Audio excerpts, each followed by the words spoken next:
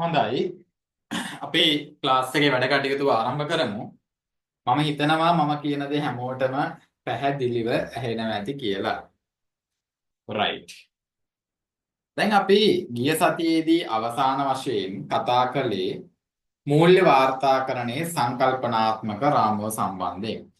ඊට කලින් අපි කතා කරා ව්‍යාපාරයක් කියන්නේ මොකක්ද? ඊට පස්සේ ගිණුම්කරණයේ අවශ්‍යතාවය මොකක්ද? කළමනාකරණ ගිණුම්කරණය සහ මූල්‍ය ගිණුම්කරණය අතර වෙනස කුමක්ද? අවසානයේදී අපි නතර කරේ මේ මූල්‍ය වාර්තාකරණයේ සංකල්පනාත්මක රාමුවේ තියෙන කරුණු වලින් මෙන්න මේ මූල්‍ය තොරතුරු වල ගුණාත්මක ලක්ෂණ සම්බන්ධයෙන් අවසානයේදී කතා කරනවා. මෙතනින් අපි නතර කරා.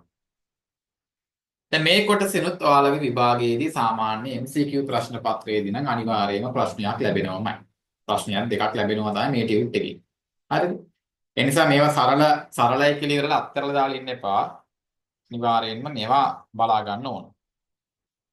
right. මූල්‍ය තොරතුරු වල ගුණාත්මක ලක්ෂණ. අපි පිළියෙල කරන මේ අවසාන මූල්‍ය ප්‍රකාශන, ඒ කියන්නේ ආදායම් ප්‍රකාශනය, මූල්‍ය තත්ත්ව ප්‍රකාශනය, ස්කන්ධය වෙනස් වීමේ ප්‍රකාශනය, මෙන්න මේ වගේ මූල්‍ය ප්‍රකාශන අනිවාර්යයෙන්ම මෙන්න මේ ලක්ෂණයන්ගෙන් සමන්විය යුතුයි. ප්‍රධාන ලක්ෂණ දෙකක් තියෙනවා, අදාළ බව සහ විශ්වසනීය භාවය කියලා. ඒ වගේම වැඩි දියුණු කිරීමේ ලක්ෂණ අපිට 4ක් බලා ගන්න පුළුවන්. අපි මේ එකින් එක පොඩ්ඩක් කතා කරමු. අදාළ බව රිලිවන්ස්. මේ ගිණුම් කරන ක්‍රියාවලිය තුළ ලැබෙන අවුට්පුට් එක, ඒ කියන්නේ මූල්‍ය ප්‍රකාශන වලින් ලබා ගන්නා තොරතුරු එක් එක් පාර්ශවයන්ගේ තීරණ ගැනීම සඳහා ඒවා වැදගත් වෙන්න ඕන. තොරතුරු භාවිතා කරන පාර්ශවවල තීරණවල වෙනසක් ඇති කරන්න මේක හේතු වෙන්න ඕන. දැන් අර මම ගිය සතියේ කතා කරානේ. ඔයාට කවුරු කෙනෙක් ඇවිල්ලා ඔයාට යම් සිද්ධියක් ගැන ඔයාට කියනවා. ඔයා කියනවා මට අදාළ නැහැ නේ ඒක. මට අදාළ නැහැ. එහෙම කියනවා. ඇයි? ඔයාගේ ඩිසිෂන් එකක් ගන්න ඔයාට ඒ තොරතුරු වැඩක් නැහැ. ඔයාට අදාළ නැහැ. ඔයාගේ තීරණයක් ගන්න. ඔයා මොකක්ද තීරණයක් ගන්න ගියාම ඒ තීරණවල වෙනසක් ඇති කරනවා නම් ඒ කාරණාව මත ඒක ඔයාට අදාළයි. ඉතින් මෙතෙන්දිත් ඒ වගේ කාරණාවක් තමයි කියන්නේ. අදාළ වෙන්න නම් පූර්වගත නගය සහ ප්‍රතිපෝෂ නගය කියන එක වැදගත්. ඒ ලක්ෂණ දෙක වැදගත්. පූර්වගත නගය කියන්නේ මොකද්ද? තොරතුරු තුලින් අනාගතය පිළිබඳ පුරුකථනය කරන්න පුළුවන් වෙන්න ඕන. අන්න. අපිටම සමාගමක් තියෙනවා. ඒ සමාගම ප්‍රකාශයට පත් කරලා තියෙනවා ලබන අවුරුද්දේ නැත්නම් අපි ඉදිරි මාස 5ක කාලය ඇතුළත අලුතින් ව්‍යාපාරයක් කටයුතු පුළුල් කරන්න. අලුතින් බ්‍රාන්ච් එකක් දානවා තවත් ප්‍රදේශයක. අන්න මේ වගේ තීරණයක් ගැනීම තුළ සමහර විට මේ ව්‍යාපාරයේ කටයුතු තවදුරටත් පුළුල් වෙනවා. ඒ පුළුල් වීම තුළ ඒ ව්‍යාපාරයේ සම්බන්ධයෙන් තීරණ ගන්න පාර්ශවයන්ට ඒ තොරතුරු වැදගත් වෙන්න පුළුවන්. ලාභය වැඩි වෙනවා. මේ වගේ දේවල් පිළිබඳව ඔවුන් අවධානය යොමු කරන නිසා. ඒ නිසා තොරතුරු තුලින් අනාගතය පිළිබඳව පුරෝගතනය කරන්න පුළුවන් වෙන්න ඕන. ඒ වගේම අතීත අපේක්ෂාවන් තහවුරු කර කිරීමේ හැකියාව ප්‍රතිපෝෂණ අගය. පිටමු කලින් අවුරුද්දේ යම්කිසි තොරතුරක් ලබා දෙනවා. මූල්‍ය ප්‍රකාශන පිළියෙල කරාට පස්සේ කියනවා මෙන්න මෙතන මේ තැන වැරද්දක් වෙලා තියෙනවා කියලා. අන්න ඒක ඔයාලට අදාළයි. ඇයි? තොරතුරු තුලින් අතීත අපේක්ෂාවන් තහවුරු කරන්න පුළුවන්. අන්න ඒ වගේ කාරණාවක් තමයි මෙතෙන්දී මේ අදාළ බව කියන කාරණාවෙදි පැහැදිලි කරන්නේ. ඊළඟට එනවා faithful representation. විශ්වසනීය නියෝජනය. මොකද මේ කියන්නේ? විශ්වසනීය නියෝජනය. මේ මූල්‍ය ප්‍රකාශන ඉදිරිපත් කරාට පස්සේ මේ මූල්‍ය ප්‍රකාශනවල තොරතුරු සම්බන්ධයෙන් සත්‍ය බවට අපිට තහවුරුවක් තියෙන්න ඕන. විශ්වාසවන්ත වෙන්න ඕන. මූල්‍ය වාර්තා තුළින් නිරූපණය කරන ලබන ආර්ථික සංසිද්ධීන් විශ්වසනීය නියෝජනයෙන් නිරූපණය වෙන්න ඕන. විශ්වාසවන්ත වෙන්න නම් මේ තොරතුරු මෙන්න මේ කාරණා තුන ඉටු වෙන්න ඕන. මේක ඉතා වැදගත්. එකක් තමයි සම්පූර්ණත්වය. මේ ලබා දෙන තොරතුරු නිකන් බාගෙට දීලා වැඩක් නැහැ. දැන් මේ කෝස් එකක මම කරනකොට ඔයාට බාගෙට උගන්වලා වැඩක් නැහැ. ඒ කෝස් එක මේ කෝස් එක සිදු කිරීමේ අවසානයේදී ඔයාලට විභාගයට සාර්ථකව මුහුණ දෙන්න බැරි නම් පේපර් ඩිස්කෂන් එකක් ඇත්තෙත් නැත්නම් කම්ප්ලීට් නෑ, සම්පූර්ණ නෑ. ඒ නිසා වැඩි සාර්ථක වෙන්නේ නෑ. ඒ නිසා මේ තොරතුරු උනත් ඉදිරිපත් කරනකොට අනිවාර්යයෙන්ම සම්පූර්ණ ඉදිරිපත් කරන්න ඕන. මධ්‍යස්ථ බව, පක්ෂග්‍රාහී වෙන්න බෑ. කිසිම පැත්තකට පක්ෂග්‍රාහී ඉදිරිපත් කරන්නේ නෑ. කිසිම පාක්ෂික වශයෙන් ආයතනයේ පැත්තෙන් ඉඳලා ආයතනයට වාසි වන ආකාරයට තොරතුරු ඉදිරිපත් කරන්න යන්නේ නෑ. එහෙම කරන්න යන්නේ නෑ. වැරදි වලින් තොර වීම, free from error. වැරදි තියෙන්න බෑ මේ මූල්‍ය ප්‍රකාශන වල. එහෙම වුණොතින් මේ මූල්‍ය ප්‍රකාශන පිළියෙල කරන පාර්ශවයන්ට ඒ තොරතුරු වල නිර්වද්‍යතාවය සම්බන්ධයෙන් ගැටලු වෙනවා තීරණවලට ඒක බලපාන නිසා. right. ඊළඟට වැඩි දියුණු කිරීමේ ගති ලක්ෂණ හතරක් අපිට දකින්න පුළුවන්. පළවෙනි එක comparability, සංසන්දනාත්මක බව. මේ කියන්නේ මේ පිළියෙල කරන ආදායම් ප්‍රකාශන, මූල්‍ය තත්ත්ව ප්‍රකාශන, මෙන්න මේ වගේ මූල්‍ය ප්‍රකාශන ඒ ව්‍යාපාරය හා සමාන තවත් ව්‍යාපාරات එක්ක සංසන්දනය කරන්න පුළුවන් වෙනවා. ඒ වගේ මේ ව්‍යාපාරයේම කලින් අවුරුදු වල තොරතුරුත් එක්ක සංසන්දනය කරන්න පුළුවන් වෙනවා. ඒකයි මේ කියන්නේ. උතන පහලෙන් ඔය ඉඩක් තියෙනවනේ එතන ලියා ගන්නවාලා. ඔය සංසන්දනාත්මක බව. ඒ කියන්නේ පසුගිය කාල පරිච්ඡේදවල මෙන්ම සමාන ඒකක සමග සමාන ඒකකයන් වල තොරතුරු සමග සංසන්දනය කිරීමට තියෙන හැකියාව. පහලින් ලියාගෙන ওই කාරණා දෙක වෙන වෙන. මේ කියන්නේ සංසන්දනය කරන්න පුළුවන් මොන වගේ තොරතුරුද? කියන්නේ ව්‍යාපාරය හා සමාන වෙනත් මම මේ කියන එක ලියා ගන්නකො. ව්‍යාපාරය හා සමාන ව්‍යාපාරය හා සමාන ව්‍යාපාරය හා සමාන ව්‍යාපාරය හා සමාන ව්‍යාපාරය හා සමාන ව්‍යාපාරය හා සමාන වෙනත් ව්‍යාපාර ඒකක සමග වෙනත් ව්‍යාපාර ඒකකවල කියලා දාන්න. වෙනත් ව්‍යාපාර ඒකකවල වෙනත් ව්‍යාපාර ඒකකවල වෙනත් ව්‍යාපාර ඒකකවල මූල්‍ය ප්‍රකාශන සමග මූල්‍ය ප්‍රකාශන සමග සංසන්දනය කළ හැකි විය යුතුය. සංසන්දනය කළ හැකි විය යුතුය. සංසන්දනය කළ හැකි විය යුතුය. සංසන්දනය කළ හැකි විය යුතුය.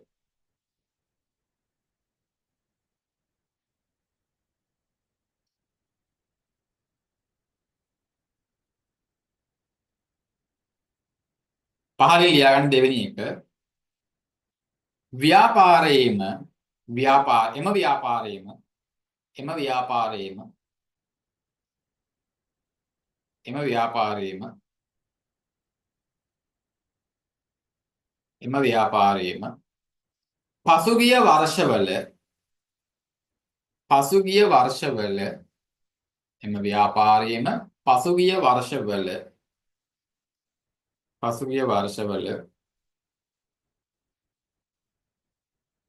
එම ව්‍යාපාරයේම පසුගිය වර්ෂවල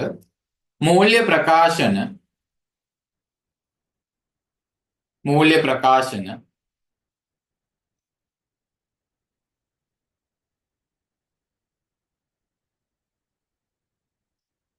සමග සංසන්දනය කළ හැකි විය යුතුය. එම ව්‍යාපාරයේම පසුගිය වර්ෂවල මූල්‍ය ප්‍රකාශන සමග සංසන්දනය කළ හැකි විය යුතුය.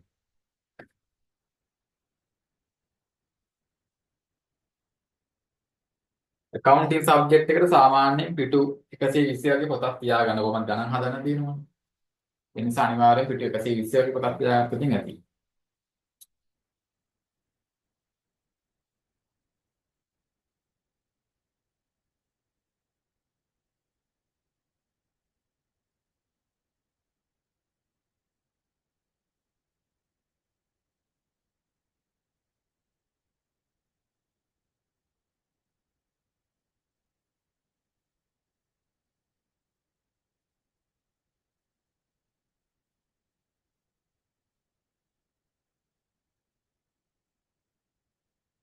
තුන්වෙනි කරුණ ලියා ගන්න.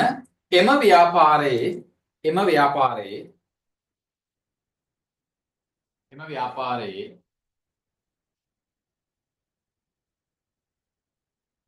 පුරෝගතනය කළ පුරෝගතනය කළ තොරතුරු සමග සංසන්දනය කළ හැකි විය යුතුය. පුරෝගතනය කළ තොරතුරු අතර සංසන්දනය කළ හැකි විය යුතුය.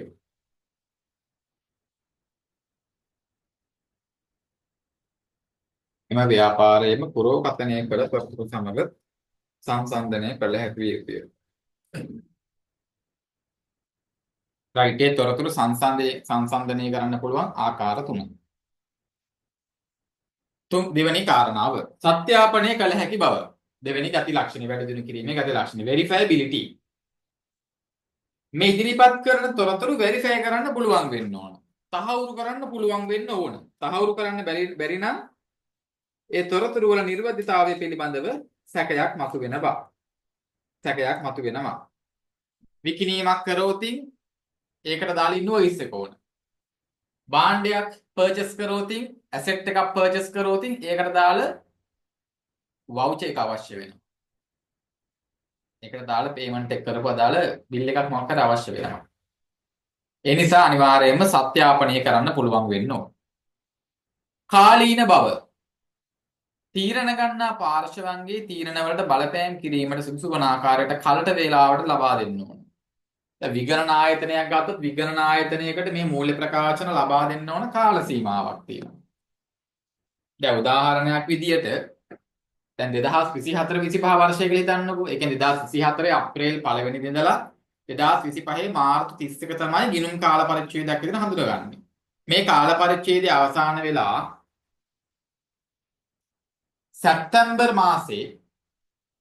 සැප්තැම්බර් මාසේ මට හරියටම ඩේට් එක මේ වෙලාවේ මතක නැහැ. සැප්තැම්බර් මාසේ 15 හෝ 30 වගේ තිබ්බේ මට හරියට මතක නැහැ. මම ඒක හරියට බලවාට කියන්නම්. ඒ ඩේට් එකට කලින් බදු ගෙවන්න ඕන. ඊට පස්සේ නොවැම්බර් මාසේ 15 හෝ 30 ඔය වගේ දවස් දෙකක් තියෙන මට හරියට මතක නැහැ. ඒ ඩේට් එක මම බලවාට කියන්නම්. නොවැම්බර් මාසේ ඩේට් එකක් තියෙනවා. ඒ ඩේට් එකට කලින් අනිවාර්යයෙන්ම බදු ගණනය කරලා ඉවර වෙලා අවසානයේදී ඒ ඇනුවල් රිටර්න් එකක් කියලා තියෙනවා. වාර්ෂික වාර්තාව. දේශීය ආදායම් මුදල් දෙපාර්තමේන්තුවට සබ්මිට් කරන්න. එතකොට මේ කලට වේලාවට ඒව සපයන්න ඕනේ. එහෙම නැති වුණොත් අවසානයේදී පෙනල්ටි ඇඩ් වෙනවා. දඩ නියම වෙනවා. ව්‍යාපාරයක් සම්බන්ධයෙන් වුණත් ව්‍යාපාරය ඇතුළතදී වුණත් ව්‍යාපාරයේ තොරතුරු ඒවා කලට වේලාවට සැපීම කළ යුතුයි.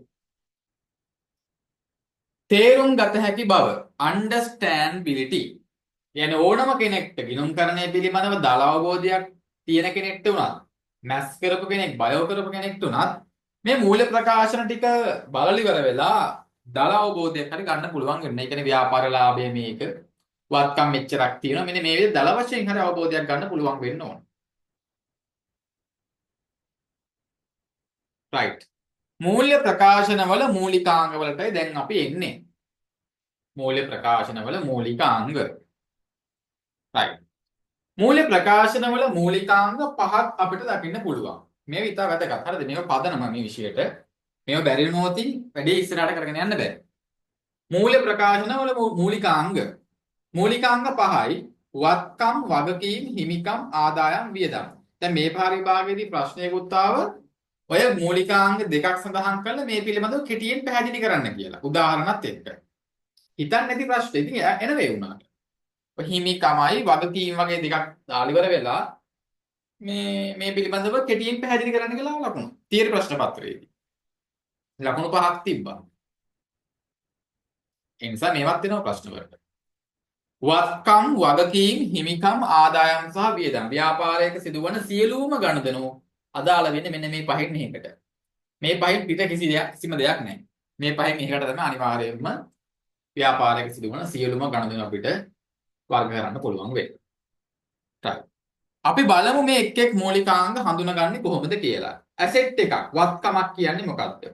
අතීත සිදුවීම් වල ප්‍රතිඵලයක් ලෙස ඇතිවන ව්‍යාපාරයේ පාලනය කරන වර්තමාන ආර්ථික සම්පතක්. දැන් බලන්න මෙතන තියෙනවා ස්මාර්ට් බෝඩ් එකක්. මේක මගේ ව්‍යාපාරයේ පැත්තෙන් බැලුවොත් මේක මගේ ඇසෙට් එකක් කියලා කියනවා. ඇයි ඇයි මෙතන මේ ස්මාර්ට් බෝඩ් එකක් තියෙන්නේ මේ විදිහට? මම මීට කාලයකට කලින් සිගයකට ගිහින් ඉවර වෙලා මම මේක මිලදී ගත්තා. ඒ කියන්නේ අතීත ගනුදෙනුවක ප්‍රතිඵලයක්. දැන් මම මේක මගේ ක්ලාස් වැඩවලට භාවිතා කරනවා. ව්‍යාපාරය පාලනය කරනවා. අන්න. මේකෙන් මට ආර්ථික සම්පත් ජනනය වෙනවා. මට ඔයාලට ක්ලාස් පවත්වන්න පුළුවන්. ඒකෙන් යම්කිසි බෙනිෆිට් එකක් මට ලැබෙනවා. ඉතින් බලන්න වත්කමක තියෙන ස්වභාවය අතීත සිදුවීම් වල ප්‍රතිඵලයක්. දැන් ඔයාගේ ව්‍යාපාරයේ කාර්යාල උපකරණ තියෙනවා, කම්පියුටර්ස් තියෙනවා, වාහනයක් තියෙනවා. මේ හැම එකම අතීත ගනුදෙනුක ප්‍රතිඵලයක්නේ. ඒ වගේම ඔයා පාලනය කරනවා. මොකක් හරි එකට ප්‍රයෝජන ගන්න වෙයි ඒක. ඒ වගේම ඔයාට ඒකෙන් බෙනිෆිට් එනවා. ඔයාට ප්‍රතිලාභ එනවා. එතකොට ඒවට අපි කියනවා වත්කම් කියලා. වත්කම් කියලා. වත්කමක මූලික ලක්ෂණ තුනයි වැදගත්, ඉතා වැදගත්.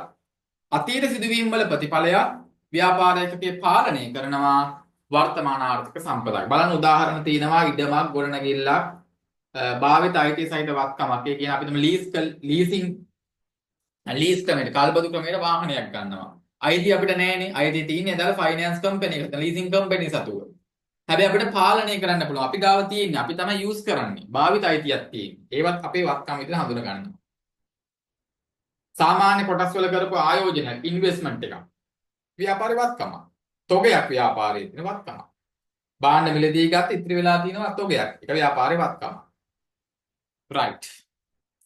දෙවෙනි මූලිකාංගය liability, වගකීම්. වගකීම.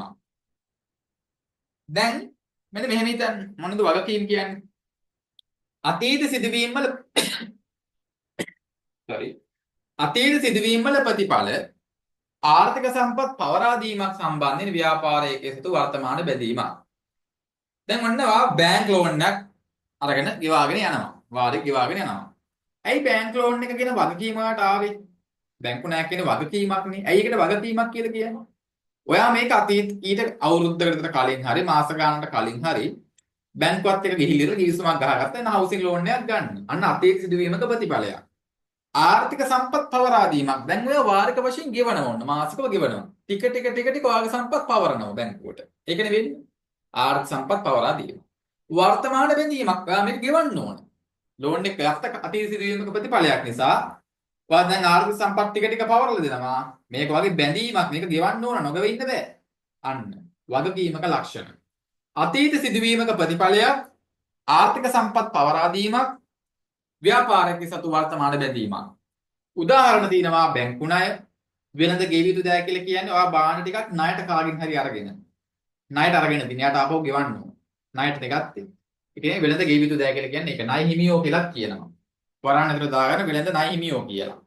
වෙලෙන්ද ණය හිමියෝ. වගකීම් සාධක සඳහා වෙන් කිරීම. දැන් මේ සිගයකින් මේ ස්මාර්ට් බෝඩ් එක ගත්තා. මට වොරන්ටි එකක් දුන්නා අවුරුදු දෙකක හරි කී. අවුරුදු දෙකක් හිටන්නකෝ. අවුරුදු දෙකක්.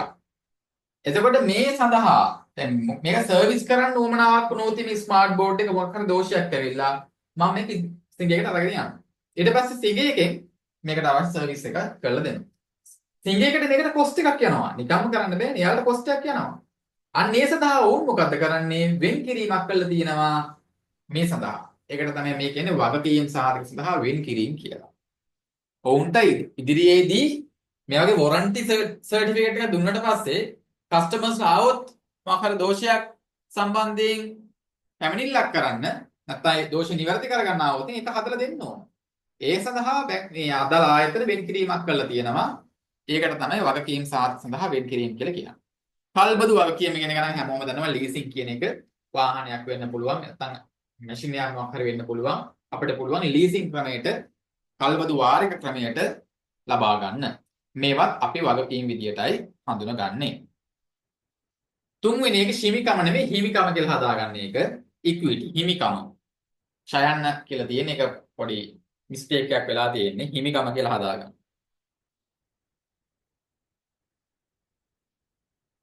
ව්‍යාපාරයේ වත්කම් වලින් එහි සියලු වගකීම් අඩු කළ පසු වත්කම් වල අවශේෂ ශේෂය ඇල්මයි.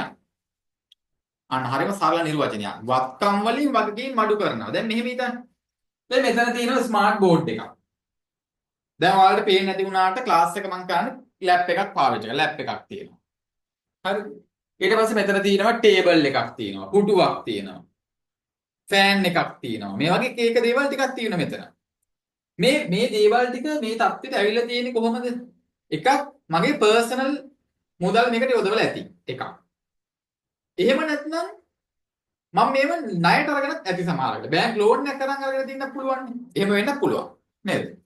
මගේ පෞද්ගලික මුදල් මේකට යොදවලා මේ වත්කම් ටික තියෙනවා මේ තත්ත්වයෙන්. එහෙම නැත්නම් මම ණයට අරන් තිනවා. ක්‍රෙඩිට් කාඩ් එකකට ණයට අරගෙන. එහෙම වෙන්නත් පුළුවන්. හැබැයි වත්කම් ටික තියෙනවා. ඒකට වත්කම් වල සම්පූර්ණ අගය එකතු කරලා බැලුවොත් අපිට රුපියල් ලක්ෂ 10ක් එනවා කියලා. 1 මිලියන කියලා හිතන්නකෝ. දැන් මේ බෝඩ් එකම ගත්තත් මේ බෝඩ් එක ලක්ෂ 5කට වඩා වැඩි වෙනවා. අපිට මේක 1 මිලියන් කියලා මේ සම්පූර්ණ ඇසෙට් වල වටිනාකම 1 මිලියන්. මේ 1 මිලියන් හැදිලා තින්නේ කොහොමද? එක්ක මගේ සල්ලි වෙන්න ඕන නැත්නම් මම ණයක් අරගෙන තියෙන්න ඕන. ණයක් වෙන්න ඕන. ඒ කියන්නේ මේ සම්පූර්ණ වත්කම් වල අගයන් වලට සමානයි මම යොදවපු මුදල් සහ අර ණය කියන දෙක එකතුවට. ඒ කියන්නේ මම යොදවපු මුදල මෙතෙන්දී හඳුන්වනවා ප්‍රාග්ධනය කියලා. බාහිරින් ගත්ත ණය මුදල් මම යොදවපු මුදල හැර වෙනත් තර්ඩ් පාර්ටි එකකින් ගත්ත මුදලක් තියෙනවනේ. ඒකට කියනවා වගකීම් කියලා. වත්කම් සමානයි ප්‍රාග්ධනයයි වගකීම් කියන දෙක එකතු වෙන විදිහට අපිට කියන්නත් පුළුවන්. එහෙමත් කියන්න පුළුවන්. නැත්නම් වගකීම් වලින් වත්කම් වලින් වගකීම් ටික අයින් කරාට පස්සේ ඉතුරු වෙන්නේ මම යොදවපු මුදල. මෙතන වත්කම් ටිකක් තියෙනවා. ණයට ගත්ත ඒවා ටික අයින් කරාට පස්සේ ඉතුරු ටික නම් මමනේ යොදවලා ඇත්තේ. ඒකයි මේ කියන්නේ. right. ආදායම ඉන්කම් එක. මොකක්ද ආදායම් කියලා කියන්නේ? ඉන්කම්. වත්කම් වල වැඩිවීමේ හෝ වගකීම් වල අඩුවීමේ ප්‍රතිඵලයක් ලෙස ඇතිවන ඕනම හිමිකම සඳහා සහභාගී වන්නන්ගේ දායකත්වයෙන් හැර හිමිකමෙහි සිදුවන වෙනස් වීමක්ලු. දැන් වත්කම් වල අගේ වැඩි වෙනවලු. හරිද? වගකීම් වල අඩුවීමක් වෙන්නත් පුළුවන් එහෙම නැත්නම්. හිමිකම සඳහා සහභාගී වන්නන්ගේ දායකත්වයෙන් හැර. ඒ කියන්නේ දැන් මම මගේ ව්‍යාපාරයට මුදලක් යෙදෙව්වොතින් වත්කම් වැඩි වෙනෝනේ මුදල් කියන වත්කම් වැඩි වෙනවා. නේද? මම ව්‍යාපාර සල්ලි යෙදුවොත් වත්කම් වැඩි වෙනවා. හැබැයි ඒව ගන්නෙ නෑ. මොකද මෙතෙන්ද කියනවා හිමිකම සඳහා සහභාගී වන්නන්ගේ දායකත්වයෙන් හැර කියලා කියනවා. හරිද? මගේ දායකත්වයක් වෙන්න බෑ. වෙනත් හේතුවක් නිසා වත්කම් වලගේ වැඩිවීමක් වෙන්න පුළුවන්. වගකීම් වලගේ අඩුවීමක් වෙන්න පුළුවන්. මෙන්න මේ වගේ දේවල් තමයි අපි ආදායම් විදිහට හඳුනන්නේ. දැන් කොහොමද වත්කම් වලගේ වැඩි වෙන්නේ? ඔයා මෙහෙම හිතන්න. ඔයා භාණ්ඩ ටිකක් ඔයාගේ ව්‍යාපාර ස්වභාවයේ භාණ්ඩ අමුද්‍රව්‍ය මිලදී ගන්නවා නැත්නම් භාණ්ඩ මොනවා හරි තොග වශයෙන් මිලදී ගන්නවා සිල්ලරට විකුණනවා. එතකොට ඔයා 18 නම් 1200 දී විකුණනවා. අන්න. එතකොට වත්කම් වලගේ වැඩි වෙනවා. 18 ගත්තා 1200 දී විකුණනා. 1200ක් ඔයාගේ අතට එනවා. අර 1000ක් ගන්න ගියා නෙවෙයි ගන්න මෙතන 1200ක් අතට එනවා දැන්. 1200 නිසා වාගේ වත්කම් වැඩි වෙනවා. මුදල් කියන වත්කම වැඩි වෙනවා. අන්න ඒක ආදායම. විකුණුම් ආදායම. ඔයා මොකක් හරි වැඩක් කළොත් කමිෂන් එකක් ලැබෙනවා. වත්කම් වැඩි වෙනවා. මුදල් වැඩි වෙනවා. පොලිස් ආදායම. ඔයා ස්ථාවර තැන්පතුවක් දාලා ඉවර වෙලා ඔයාට පොලියක් ලැබෙනවා. ඔයාගේ වත්කම් වැඩි වෙනවා. පොලිය ආදායම. අන්න ඒ විදියට. වගකීම් වල අගේ අඩු වෙන්නේ කොහොමද? ඔයා කාට හරි බාහන ටිකක් විකුණලා තිනවා. හැබැයි අරගෙන තියෙන ණයට මාසෙකින් දෙන්නම් කියලා. මාසයක් බලන් හිටියේ මෙයා ගෙවන මුදල ගෙවන්නේ නැහැ. ගෙවන්නේ නැහැ මේ පුද්ගලයා. ඉල්ලන දෙන්නෙම නැහැ. මං කියනවා මාස දෙක තුනක් බලනවා ගෙවන්නේ නැහැ. මෙහෙමයි. ඔයා දැන් ගෙවන්නේ නැහැනේ කොහොමද? මං ඔයාලට අවස්ථාවක් දෙන්නම් දවස් 10ක් අතර මේක සෙටල් කරලා දෙන්න මං ඔයාලට 120ක ඩිස්කවුන්ට් එකක් දෙනවා. මම කියනවා. ඔයා ගෙවන්න තියෙන ගානේ මම ඔයාලට 120ක ඩිස්කවුන්ට් එකක් දෙන්නම් දවස් 10ක් අතර ගෙවන්න. වැඩි කරමු කියලා අහනවා. අන්න. එතකොට මොකද්ද වෙන්නේ? දැන් ඔයාලට ලක්ෂයක් ගෙවන්න තිබ්බා. මං 120ක ඩිස්කවුන්ට් එකක් දුන්නා ඔයාලට. අන්න ඒවට අපි කියනවා මොනවද? මොනවද ඒවට කියන්නේ? දුන්න වට්ටම් කියලා ඒව කියනවා. දුන්න වට්ටම් කියලා කියනවා. ඕකේ අනිත් පැත්ත වෙන්නත් පුළුවන් නේ. අනිත් පැත්ත වෙන්නත් පුළුවන්. මම කාගෙන් හරි ණයට ගන්නවා. ඔයාගෙන් මම බාහන ටිකක් ණයට ගන්නවා. මං කියනවා මම ඔයාට මාසෙකින් ගෙවන්නම් කියලා. මම මේක ගෙවන්න නැතුව ඉන්නවා. ගෙවන්න දෙන්න. අර මනුස්ස ඔයා මොකද කරන්නේ? ඔයා බලනවා මාසයක් දෙකක් බලනවා ගෙවන්නේ නැහැ. බැරිම තැන ඉල්ලලා බැරිම තැනවා කියනවා මම ඔයාලට 120ක ඩිස්කවුන්ට් එකක් දෙන්නම්. ඔයා මේක දවස් 10ක් ඇතුළත ගෙවනවා. සතියක් ඇතුළත ගෙවනවා නැත්තම්. එහෙම කියනවා මට. මට ඔන්න හොඳ chance එකක්. දැන් මට හොඳ chance එකක් මම කරන වැඩේ දැන් මගේ ව්‍යාපාරය පැත්තෙන් මම මේ කතා කරන්නේ.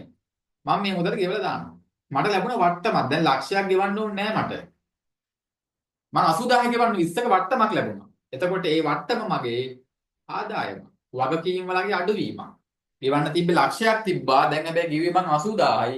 එහෙනම් මට ලැබුණා වට්ටමක්. අන්න ඒකත් ආදායමක් විදිහට හඳුන ගන්න. ඒ අනුව විකිණීම් මෝටර රථ විකිණීමේ ලාභාංශ ආදායම් දේපල උපකරණ ප්‍රත්‍යාගමන ලාභ. මේ කියන්නේ මෙහෙම දෙයක්. දේපල ප්‍රත්‍යාගමන ලාභ කියන්නේ මෙහෙම දෙයක්.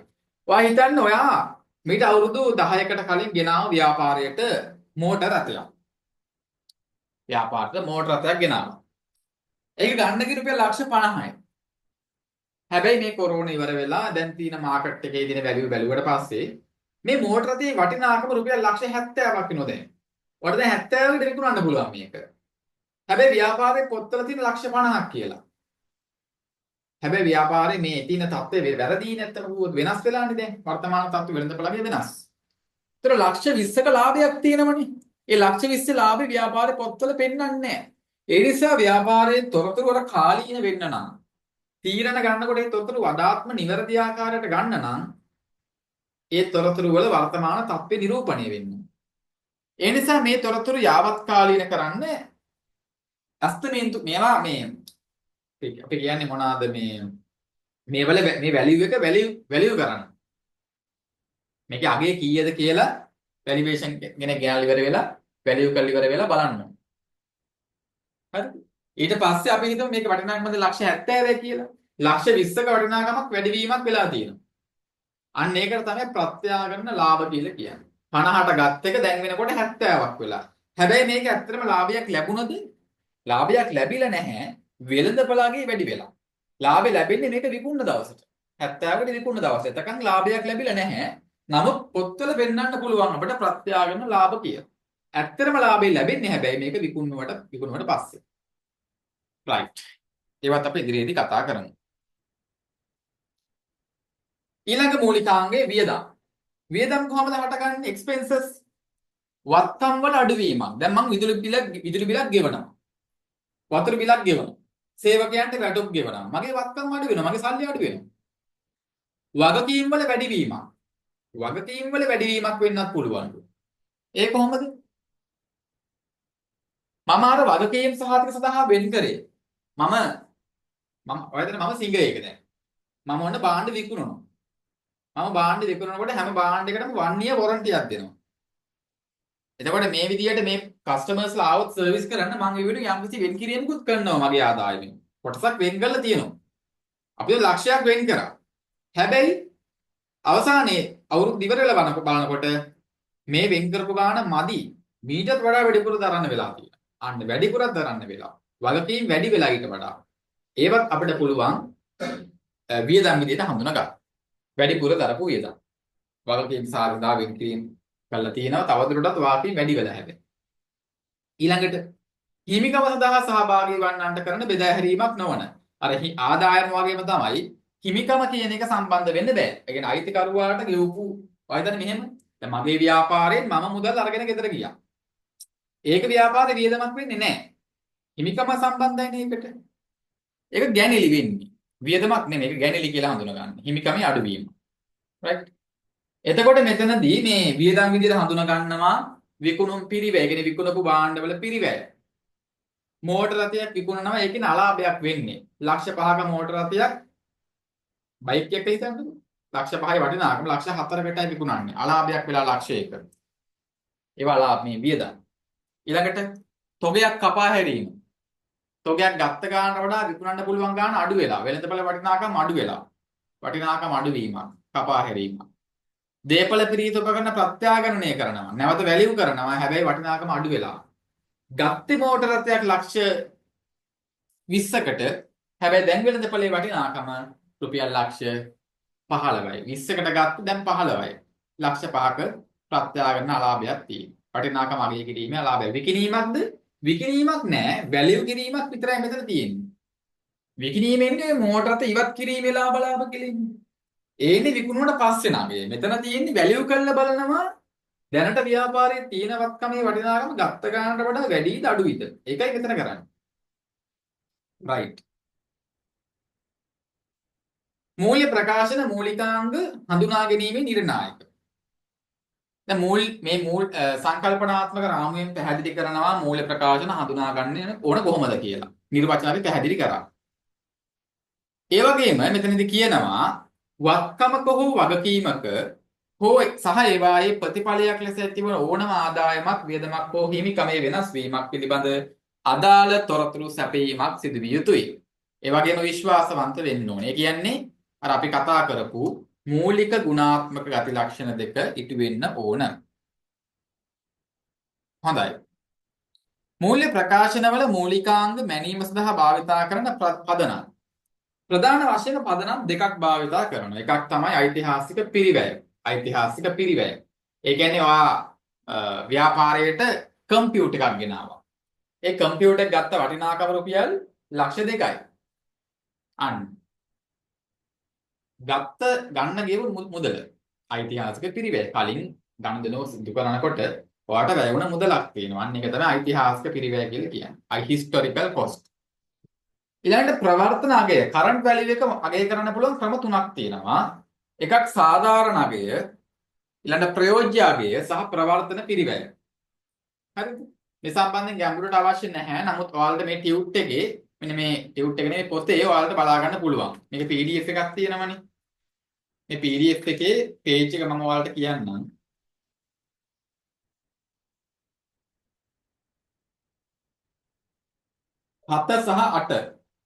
හත සහ අට කියන page දෙකේ මෙන්න මේ ටියුට් එකේ ඔයාලට PDF එකක් මම දීලා ඇති. 7 සහ 8 කියන page දෙකේ තියෙනවා ඔය මූල්‍ය ප්‍රකාශනවල මූලිකාංග ගැනීම සම්බන්ධයෙන් තවදුරටත් විස්තර. නමුත් එච්චර ගැඹුරට අවශ්‍ය වෙන්නේ නැහැ. නමුත් ඉතින් අර අවබෝධයක් ගන්න කියවලා තියාගන්න. හරිද? ප්‍රවර්තන අගයේදී වෙන්නේ වෙළඳපොලේ දැන් තියෙන වැලියු එකට බලනවා වටිනාකම කීයද කියලා. අර ඉඩමක් ප්‍රත්‍යාගනය කරනවා වගේ, දේපලක් ප්‍රත්‍යාගනය කරනවා වගේ දැන් තියෙන මාකට් වැලියු එකට අපිට පුළුවන් ගිණුම් පොත්පත්වල ඒ මූල්‍ය ඒ ගනුදෙනුව පෙන්වන්න. ඒ ඇසෙට් එකේ වැලියු එක අපිට පෙන්වන්න පුළුවන්. සාධාරණ අගයට, ඉෂ්ට කිරීමේ අගය, ප්‍රවර්තන පිරිවැය. මේ ක්‍රම තුනක්. මේ ක්‍රම ගැන ගැඹුරට අවශ්‍ය වෙන්නේ නැහැ. ඔයාලට දල අවබෝධයක් ගන්න මේ පොත භාවිතා කරන්න කියලා මේ ලාවේදී මතක් කරනවා. right. මේ දක්වා කරපු කොටස් සම්බන්ධයෙන් මොන හරි ගැටලු තියෙනවද මේ ටියුට් එකේ? දැන් අපි ටියුට් දෙකක් කතා කරානේ. එකයිනේ. දෙකක් කතා කරා. ටියුට් දෙකක් ඉවරයි.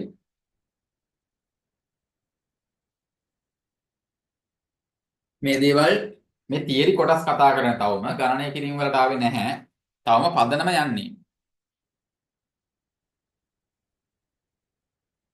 right. මම හිතනවා ක්ලියර් ඇති කියලා. නොතේරුණොත් මට අනිවාර්යයෙන්ම කියන්න.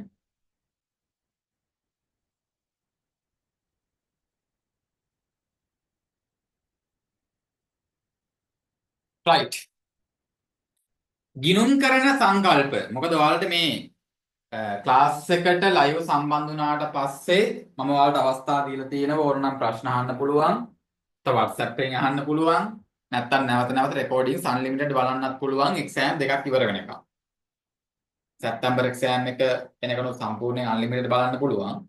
සැප්තැම්බර් එක්සෑම් එකේ එක සබ්ජෙක්ට් එකක් ලියා ගන්න බැරි වුණොත් මොනවා හරි හේතුවක් නිසා ලබන අවුරුද්දේ මාර්තු එක්සෑම් එකටත් මේ රෙකෝඩින්ග්ස් වලට ඔයාලට ඇක්සස් ගන්න පුළුවන්. ඇක්සස් ලැබෙනවා. එක්සෑම් දෙකකට. ඒ නිසා මේ දේවල් වලින් උපරිම ප්‍රයෝජන ගන්න. right. හැඳින්වීම ගිණුම් කරන ක්‍රියාවලිය සම්බන්ධව ඔබ දැනටමත් දන්නවා. ඔබ දන්නවා ගිණුම් කරන ක්‍රියාවලියේදී වෙන්නේ ව්‍යාපාරයක ගනුදෙනු සහ සිදුවීම් සිදු වෙනවා. මේ සිදුවීම යම්කිසි ක්‍රියාවලියක් ඔස්සේ අවසානයේදී මූල්‍ය ප්‍රකාශන හේවත් නිමැවුම් බවට පරිවර්තනය කරනවා. මේක තමයි සරලම ගිණුම් කරන පද්ධතියක ක්‍රියාවලිය. right. මේ ගිණුම් කරන ක්‍රියාවලියේදී අපි භාවිතා කරන ගිණුම් කරන සංකල්ප තියෙනවා. මේ කොටස් වලින් විභාගයට MCQ ප්‍රශ්න ලැබෙනවා. තියරි ප්‍රශ්න සමහර අවස්ථාවන් වලදී ඔය තියරි ප්‍රශ්න පත්‍රයේදී ඇවිල්ලා තියෙනවා. උදාහරණයක් විදිහට අපි හිතමු අඛණ්ඩතාවය පිළිබඳ සංකල්පය කෙටියෙන් පැහැදිලි කරන්න. උපජිත සංකල්පයේ උදාහරණ සහිතව කෙටියෙන් පැහැදිලි කරන්න. අන්න ඒ වගේ තියරි ප්‍රශ්න පත්‍රයේදීත් ඇවිල්ලා තියෙනවා. ඒ වගේ MCQ ප්‍රශ්න පත්‍රයේදී නම් අනිවාර්යයෙන්ම මේ සංකල්ප වලින් ප්‍රශ්න දෙකක් තුනක් විතර එනවා. ඒ නිසා මේ ටික බලා ගන්න ඕන. right. මූල්‍ය ප්‍රකාශන සකස් කිරීමේදී ගිණුම් කරන සංකල්ප සහ මූලධර්ම රාශියක් භාවිතා කරනු ලැබේ. right. අපි බලමු මේ දෙකින් එක. ඒකක සංකල්පය business entity concept. business entity concept. මොකක්ද මේකෙන් කියන්නේ? business entity concept. මේක තමයි මූලිකව දැනගන්න ඕන දේ. දැන් ව්‍යාපාරයක් තියෙනවා. දැන් ඔයා බිස්නස් එකක් පටන් ගත්තා. හරිද? ඔයා බිස්නස් එකක් පටන් අපිට ඔයා පොඩි කඩයක් දාගෙන. සිල්ලර පොඩි විතරක් පොඩි කඩයක් තියෙනවා.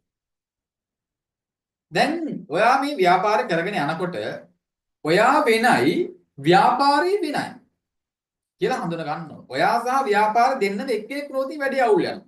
ඔයාට හිතන ගනුදෙනු කරයි ව්‍යාපාරයත් එක්ක ඒවත් එක උනාට පස්සේ. එහෙම වෙන්න බෑ. ඒකයි මේ කියන්නේ. ව්‍යාපාරය කියන්නේ අයිතිකරුවාගෙන් වෙන්නු වෙනම ස්වාධීන ඒකකයක්. වෙනම ඒකකයක්. හැබැයි නීතිය පැත්තෙන් ආවොතින් ඔයා අහලා ඇති ගිණුම් කරණයේදී ඔය අපි කියනවා තනි පුද්ගල ව්‍යාපාරයකට නෛතික පුද්ගල භාවයක් නැහැ. පෞල් ව්‍යාපාරයක නෛතික පුද්ගල භාවයක් නැහැ.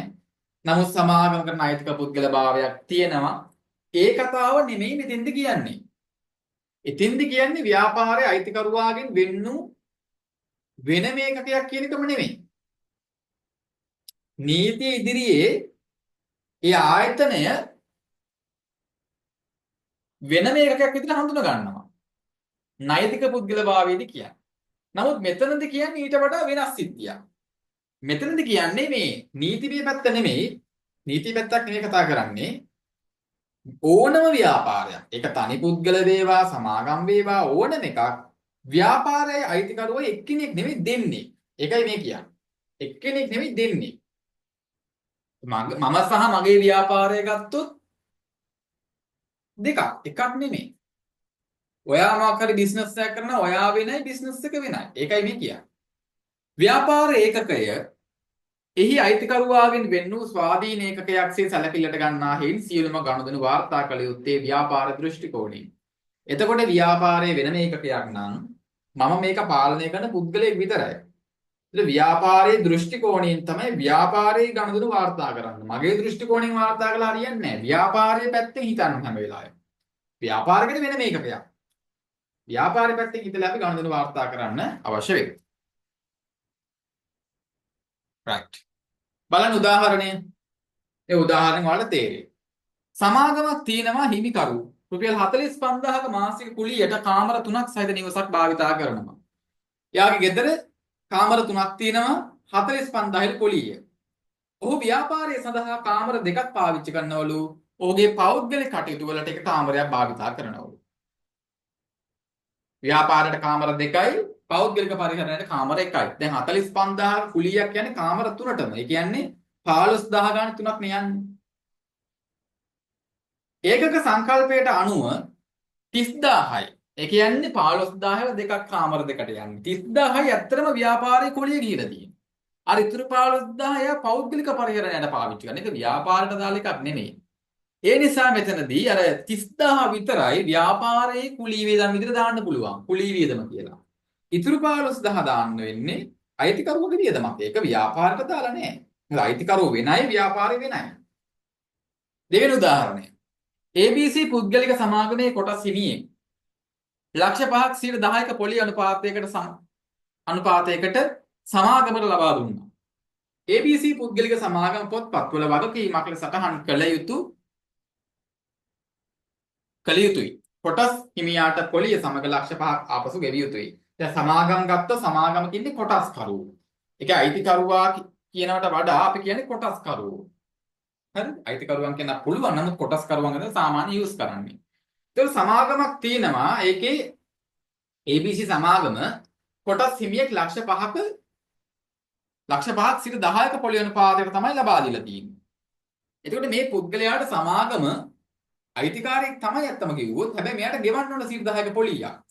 එතකොට සමාගම පැත්තෙන් මෙයා අයිතිකාරයෙක් වුණත් වෙනම ඒකකයක්. ව්‍යාපාරය වෙනයි සමාගම වෙනයි. ව්‍යාපාරය වෙනයි පුද්ගලයා වෙනයි. අයිතිකාරය වෙනයි.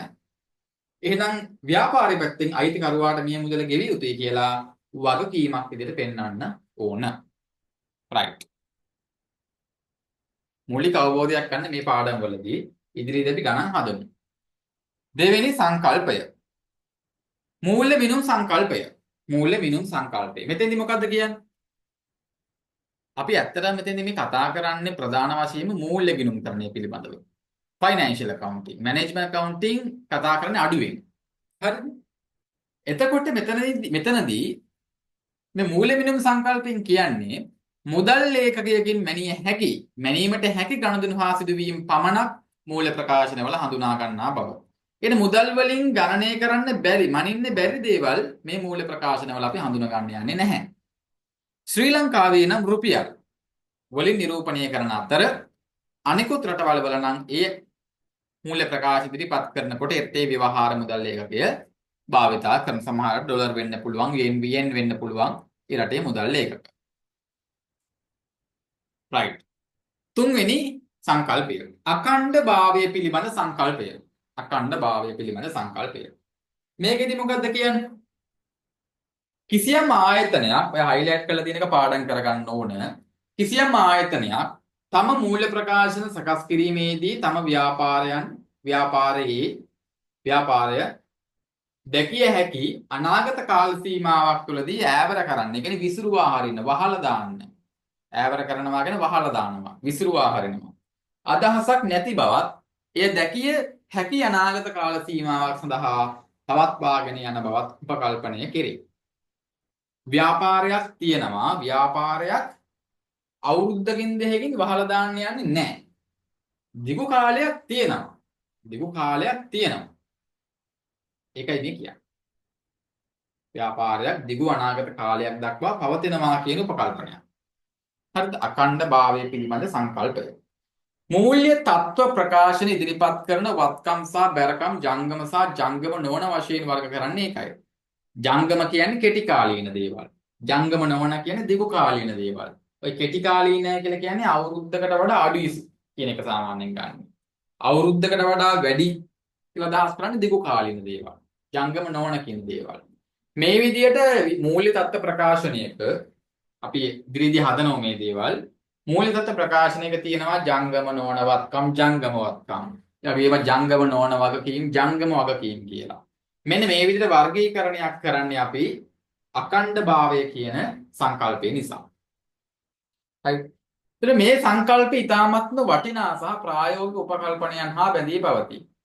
නමුත් ව්‍යාපාරයක් තියෙන අඛණ්ඩභාවයක් නැහැ. අපි හිතමු යම් ආයතනයක් තියෙනවා, ඒ ආයතනයේ බලපත්‍රය නැත්නම් අපි හිතමු මෙන්න මෙහෙම දෙයක්. ලංකාවේ තියෙනවා සුරාසැල් තියෙනවා. හරිද? ඒවට බලපත්‍ර ගන්නවා. බාර කියලා තියෙන්නේ. ඒකට බලපත්‍රයක් ගන්න ඕන රජේ. අපි හිතමු ලබන අවුරුද්දේ ඉඳලා ලංකාවේ සියලු බලපත්‍ර අහෝසි වෙනවා. සියලු බලපත්‍ර අහෝසි කරනවා. එතකොට ව්‍යාපාර කටයුතු කරන්න බෑ. දැන් මේ ව්‍යාපාරට අඛණ්ඩ පැවැත්මක් තියෙනවද නැහැ? ලබන අවුරුද්දෙන් පස්සේ ඉවරයි. අන්න නිශ්චිතවම ලබන අවුරුද්දෙන් පස්සේ වැඩි කරන්න හම්බ වෙන්නේ නැහැ යාට.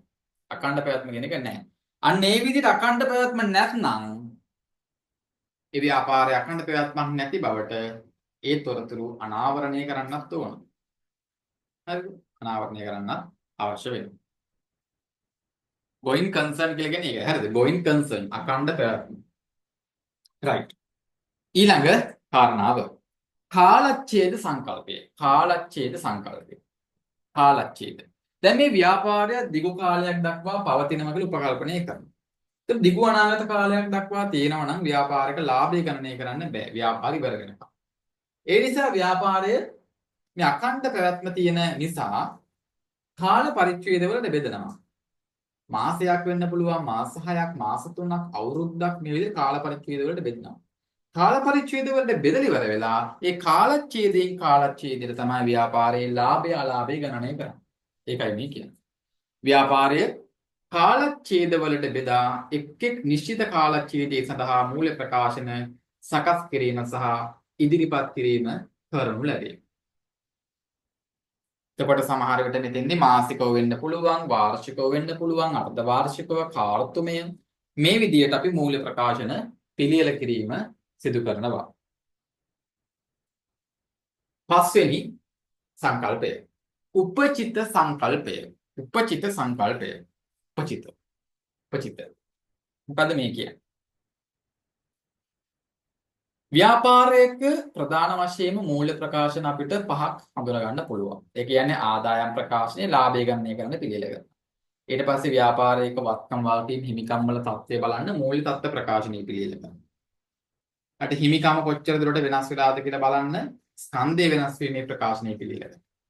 ඒ වගේම ගිණුම් කරන සටහන් කියලා තියෙනවා. මේ දේවල් අපි පිළියෙල කරන්නේ උපචිත පදනම මත. ඒ කියන්නේ ව්‍යාපාරයේ මුදලින් ලැබුණා හෝ ගෙව්වා කියන සාධකය නොසලකා ඒ කාල සීමාවට අදාළ කාල පරිච්ඡේදයට අදාළයි නම් ඒ සියලුම ආදායම් සහ වියදම් වත්කම් වාක්‍යම අපි අඳුර ගන්නවා. කාලච්ඡේදයට අදාළයි. කාලච්ඡේදයට අදාළ නැති මොකක් හරි ආදායමක් හෝ වියදමක් ලැබෙලා තියෙනවා නම් අපි ඒව අඳුන ගන්න යන්නේ නැහැ. කාල පරිච්ඡේද දාලා දේවල් ටික විතරයි අඳුන ගන්න. හරිද? කිසියම් කාල පරිච්ඡේදයක් සඳහා අදාළ ආදායම ගිණුම් කාල පරිච්ඡේදයේ අවසාන වන තෙක් ලැබී තිබුණත් නොතිබුණත් අදාළ කාලච්ඡේදයේ ආදායම වශයෙන් හඳුනාගනු ලැබේ. ඔයා හිතන්න දැන් අපි ගිණුම් කාල පරිච්ඡේදයේ සාමාන්‍යයෙන් කියන්නේ 2024 ඉඳලා 2024 25 ගත්තොතින් 2024 අප්‍රේල් 1 වෙනි දින 2025 මාර්තු 31 වෙනකන් කාල පරිච්ඡේදය. ඔයා හිතන්න 2025 මාර්තු මාසයේ සැලරි ගෙවන්නේ අප්‍රේල් මාසයේ. හැබැයි ඇත්තටම අදාළයි ඒක මාර්තු මාසේ සැලරි එකට. හැබැයි ඇත්තටම ගෙවන්නේ පස්සේනේ. ඒ කියන්නේ කෑෂ් වලින් අවුට්ෆ්ලෝ එකක් වෙලා නැහැ. මුදල එළියට යාමක් වෙලා නැහැ. හැබැයි ඒ ගෙවන්න ඕන සැලරි එකක් ව්‍යාපාරයේ වියදමක් විදියට ඒ කාල පරිච්ඡේදයේ හඳුන ගන්න ඕන. ඒකයි මේ කියන්නේ. ආදායම් පැත්තත් ඒ වගේම. සමහර විට ඔයාලට කවුරුත් කමිෂන් එකක් දෙනවා. දැන් අපි හිතමු මොනවා හරි බාහන තාම විකුණලත් නෑ වගේ ව්‍යාපාරේ. හැබැයි පුද්ගලෙක්ට ඔයාලට සල්ලි දීලා යනවා. ලබන මාසෙදී මගේ අතේ සල්ලි නැහැ. ඒ නිසා අතේ තියෙන වෙලාව මම මේක දෙන්න ලබන මාසේ ලබන මාසේ තමයි මට බඩු ටික ගන්න වෙන්නේ කියලා කියනවා. හැබැයි ඇත්තටම ඔයාගෙන් මේ බඩු ටිකට සඳහා මුදල් ගෙවන්නේ මෙයා මාර්තු මාසේ වගේ. 2025 මාර්තු මාසේ. එතකොට ඒ කාල පරිච්ඡේදයේ මුදල් ඔයාලට ලැබෙනවා. හැබැයි භාණ්ඩ විකිණීමක් වෙලා නැහැ. එතකොට භාණ්ඩ විකුණන්නේ ඇත්තටම ඊළඟ කාල පරිච්ඡේදයේ. එතකොට ඇත්තටම ගත්තොත් ඒ ලබා දෙන මුදල් ටික ඔයාගේ ගිණුම් කාල පරිච්ඡේදයට අදාළ ආදායමක් වෙන්නේ නැහැ. අන්න ඒවා අපි ආදායමක් විදිහට හඳුනගන්නේ නැහැ. ඒකයි මේ කියන්නේ. කාල පරිච්ඡේදයට අදාළ ආදායම් සහ වියදම් විතරයි මෙතනදී හඳුනගන්නේ. උපචිත සංකල්පයේදී. මුදල් ගැන හිතන්නේ මුදලින් ලැබුණා හෝ ගෙව්වා කියන එක හිතන්නේ යන්නේ නැහැ. 6 වෙනි සංකල්පය. ගැළපුම් සංකල්පය. ගැළපුම් සංකල්පය. මෙතෙන්දී මොකද්ද කියන්නේ? ගැළපුම් සංකල්පය. නිශ්චිත කාලච්ඡේදයක් සඳහා හඳුනා ගන්නා ලද අයභාරය එම කාලච්ඡේදයේ වියදම් සමග ගැළපීම් කළ යුතුයි. ඒ කියන්නේ මෙන්න මෙහෙම දෙයක්. මේකට උත්තරයක් දෙන්න මට. හරිද?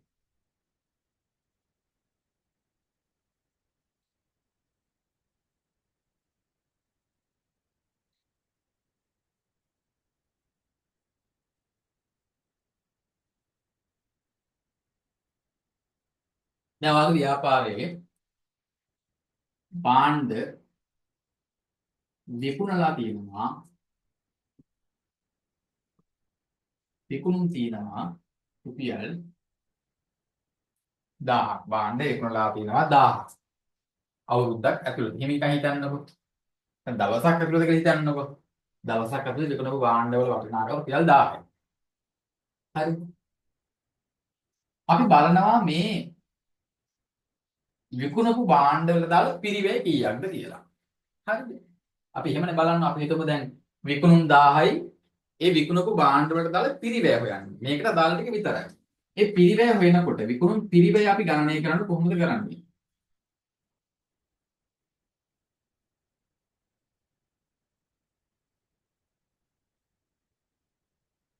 රුපියල් 1000ක් අපිට මෙහෙම මේ ව්‍යාපාරයේ ආරම්භයේදී කිසිම භාණ්ඩ තොගයක් තිබ්බේ නැහැ. හැබැයි මිලදී ගත්ත භාණ්ඩ තියෙනවා මුදලට අරන් තියෙන්නේ රුපියල් 800යි. 800යි. 800යි ගිහිල්ලා තියෙන්නේ. එතකොට 1000යි විකුණුම් 800යි මේක ගන්න ගිහිල්ලා තියෙන්නේ. හරිද? හැබැයි ඉතිරි වෙලක් තියෙනවා බාහන ටිකක්. එතකොට මෙතනදී මේ පුද්ගලයා මේ 1000න් 800 අඩු කරලා ඉවර වෙලා 200යි කියලා ලාභය ගත්තොත් වැරදි. ඇයි?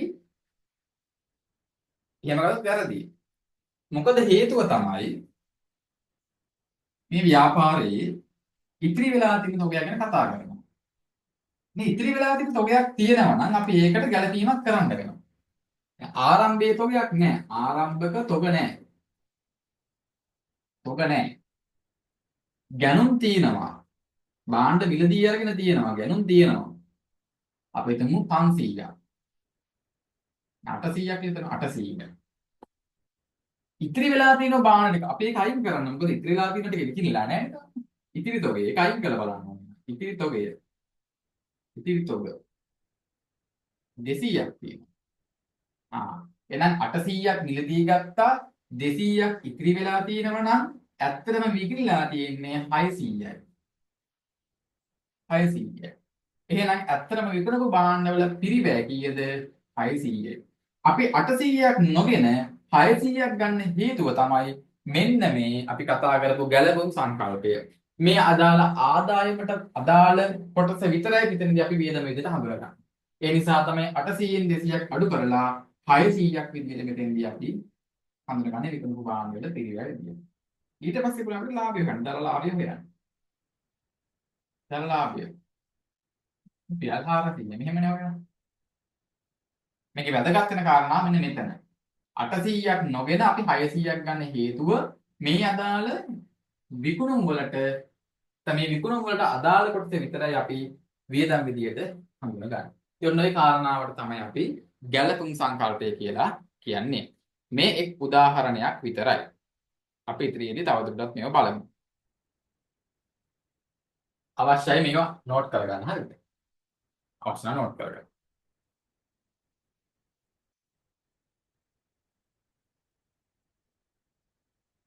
right. දැන් අපි කතා කරේ මූලික ගිණුම් කරන සංකල්ප පිළිබඳව. මූලික ගිණුම් කරන සංකල්ප පිළිබඳව. දැන් මේ දක්වා කතා කරපු දේවල් සම්බන්ධයෙන් මොනවා හරි ගැටලු තියෙනවද? හැමෝටම ක්ලියර්ද නැත්නම්? ඊළඟ කොටසට යන්න කලින් කියන්න බලන්න. chat box එකේ දාන්න බලන්න මැසේජ් එකක් මම ඊළඟ කොටස පටන් ගන්න කලින්. දැන් පැයක කාල සීමාවක් ගියා. තව පැයක් තියෙනවා අපිට. ක්ලියර්ද හැමෝටම මේ ටික?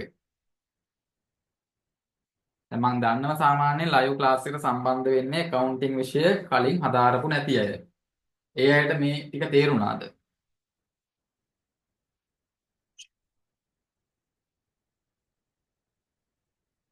මොකද මෙතන මේ 50ක් ළමයි 51ක් ඉන්නවා. මේ 51ම මම මේ 51කින් වැඩිම පිරිසක් ඇත්තේ accounting නොකර නෑ. මොකද accounting කරපු අයට අහන් ඉන්න ගියාම ටිකක් බෝරින් වගේ වෙනවා. මේ මුල් දේවල්. ඒ නිසා මම හිතනවා මේ මම අයත්ම ඇත්තේ. දැන් මම නම් සාමාන්‍යයෙන් ඉස්සර ඉඳන් ඇත්තටම accounting විෂයට ආස නෑ. මම ප්‍රැක්ටිකල් ඉස්සර. හැබැයි ඉතින් කරන්න ඕනේ accounting ම තමයි අන්තිමේදී.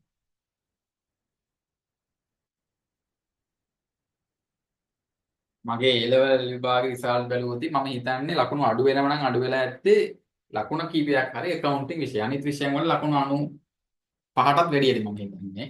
accounting තමයි අඩු වෙනව නම් අඩු වෙලා 76 77 වගේ හරි යන්තම් ඒකක් තියෙනවා. ඒ වගේ ඇත්තේ. ඒකෙන් තමයි මේ මොනවාද ඉසෙට් කෝ එක ටිකක් හරි අඩු වෙන්නේ. මගේ තිබ්බේ 2.0 ගන්න 2.05 1.4ක් මට තිබ්බේ. GPA එක. ක්ලියර් නේ? ක්ලියර් හොඳයි.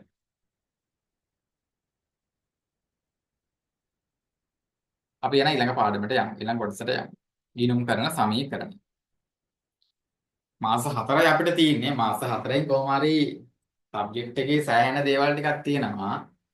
ගිණුම් කරන විෂය අලුතෙන් ඉගෙන ගන්න අය හොඳට ක්ලාස් එකට ආව නම් ඇති හොඳට. ක්ලාස් එකට අහන් එන්න දෙන වැඩ ටික කරන්න. විෂය මම කොහොම හරි පාස් කරලා අනිවාර්යෙන් දෙනවා. විෂය පාස් කරලා අනිවාර්යෙන් දෙනවා. කොහොම හරි දෙන වෙල ටික අනිවාර්යෙන් කරන්න ලයිව් සම්බන්ධ වෙන්න. right. ගිණුම් කරන සමීකරණය.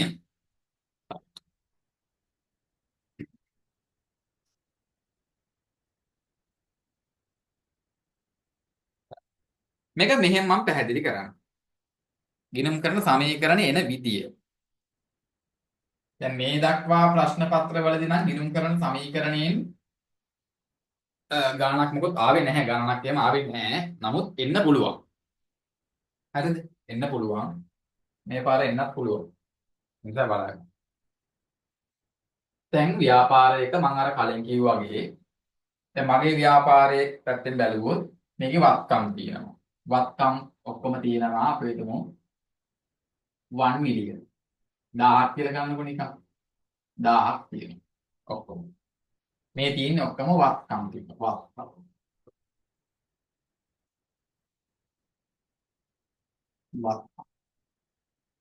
වත්කම් 1000ක් තියෙනවා. ඒ කියන්නේ ඔය මේ ස්මාර්ට් බෝඩ් එක, කම්පියුටර් එක, ටේබල් එක, පුටු ඔය වගේ දේවල් මම කියන්නේ. වත්කම් 1000යි. මේ 1000 හැදිලා තියෙන්නේ ආකාර දෙකකින්. එක්ක මේකට අවශ්‍ය මුදල් යොදවලා තියෙන්නේ මම අයිතිකරුවා. ඒකට අපි කියන හිමිකම් කියනවා. මම යොදවපු මුදල් තියෙන මේක හිමිකම්.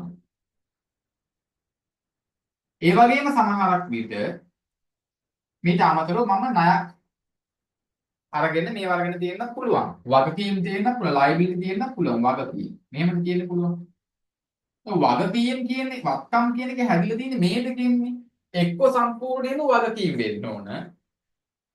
ඔක්කොම ණයට ගන්න තියෙනවනේ එක්කෝ. එහෙම නැත්නම් ඔක්කොම මම්ම යොදවලා තියෙන්න ඕන. මගේ පර්සනල් මුදල් යොදවලා තියෙන්න ඕන. එහෙම නැත්නම් මේ දෙක එකතුවක් වෙන්න ඕන. මේ දෙක එකතුවක් වෙන්න එක. එහෙනම් අපිට පුළුවන් මෙන්න මේ කියන සාධකයේ කාරණාව මත අපිට ගිණුම් කරන සමීකරණයක් ගොඩනගන්න. වත්කම් සමානයි වත්කම් සමානයි හිමිකම් ධන වගකීම්. වත්කම් සමානයි හිමිකම ධන වගකීම්. දැන් වත්කම් සමානයි හිමිකම කිව්වත් හරි. සමහර විට අයිතිකරුවා විතරක් නම් මුදල් යොදවලා තියෙන්නේ වත්කම් සමානයි හිමිකම් වෙනවා. අයිතිකරුවෝ කීයක්වත් යොදවලා නැහැ. ඔක්කොම ණයට නාන්න. වත්කම් සමානයි වගකීම් කිව්වත් නිවැරදි එකක්. හැබැයි ඉතින් අපි දන්නේ නැහනේ හිමිකම සහ වගකීම් එකේ මිශ්‍රණයක් තියෙන පුළුවන්ද කියලා. ඒ නිසා මේ දෙකෙන් පිට කොහොමත් එන්නේ විදියක් නැහැ. ඒ නිසා අපිට කොමන්ලි ලියන්න පුළුවන් ගිණුම් කරන සමීකරණය මේක. වත්කම් සමානයි හිමිකම් ධන වගකීම්. මේක ඉතා වැදගත්. වත්කම් සමානයි හිමිකම් ධන වගකීම්. ගිණුම් කරන සමීකරණය කියන්නේ මේ සමීකරණයට. ගිණුම් කරන සමීකරණ. දැන් මේකෙදි වත්කම් කියලා ඔය ඇසෙට් ටික එනවා. හිමිකම් කියලා ඉන්නේ මම යොදවන මුදල ටික. හරිද? වගකීම් කියලා ඉන්නේ පිටින් ගත්ත ටික. හැබැයි ව්‍යාපාරේ එනව නේද ආදායම් වීදම් කියන දේවල්. අන්නේ ආදායම් සහ වේදමත් අපිට දාන්න පුළුවන්. හරිද? අපි දැන් මේ සමීකරණයට දැම්මොත් ආදායම් සහ වේදම් කියන දේවල් අපි ඉන්ක්ලූඩ් කරලා මේ හිමිකම කියන කොටස එක වගකීම් වලට දාන්න බෑනේ. හැබැයි හරිම විදිය තමයි අපි ඒකට වෙනම සමීකරණයක් ගොඩනගනවා. පොඩි වෙනසයි කරන්නේ වත්කම් කියන එකේ විදියට වෙනවා. වත්කම් කියන එකේ විදියට වෙනවා වත්කම් සමානයි. අනිත් පැත්තෙන් වෙනස් වෙන්නේ මොකද්ද? හිමිකම් කියන එකත් ඒ විදියට වෙනවා. ඒකත් එනවා. වගකීම් කියන එකත් ඒ විදියටම එනවා.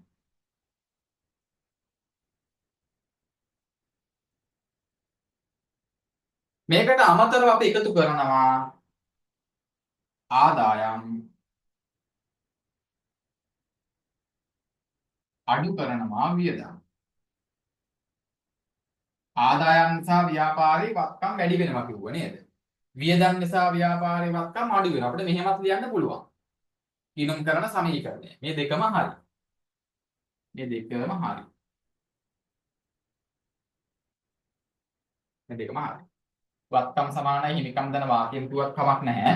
නැත්තම් හිමිකම යටතේ ආදායම් සහ වියදම් ඇතුළේ දාන්න නැතුව එක වෙනම දානවා. ආදායම් ඍණ වියදම් කියලා. මෙහෙම දැම්මත් කමක් නැහැ. මේක තමයි ගිණුම් කරන සමීකරණය. ගිණුම් කරන සමීකරණය වලට ටියුට් එකේ මේක ඉන්ක්ලූඩ් වෙලා තියෙන්නේ.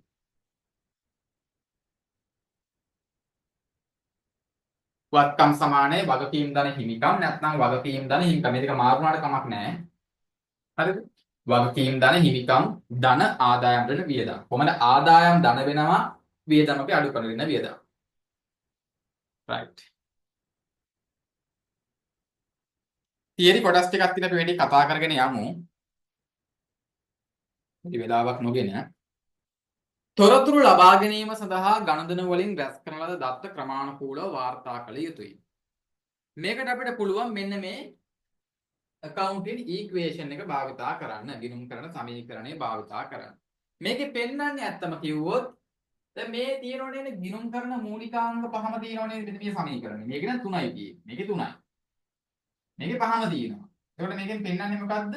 ගිණුම් කරන මූලිකාංග පහ අතර තියෙන සම්බන්ධතාවය. රිලේෂන්ෂිප් එක තමයි මේ ගිණුම් කරන සමීකරණය පෙන්වන්න කරලා තියෙන්නේ. වත්කම් වර්ගයෙන් හිමිකම් ආදායම් වියදම් ඔක්කොම තියෙනවා.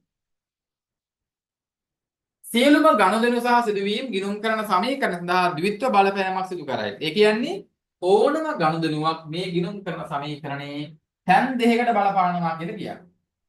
ඒක මේ වම් පැත්ත සහ දකුණු පැත්ත කියලා ගමුකෝ අපි සමාන ලකුණ වම සහ දකුණ කියලා. වමට සහ දකුණට හැම වෙලාවෙම බලපානවා කියන එක නේ මෙතෙන්ද කියන්නේ. මේ ගිණුම් කරන සමීකරණේ කොතනද හරි තැන් දෙකකට බලපානවා කියලා කියනවා.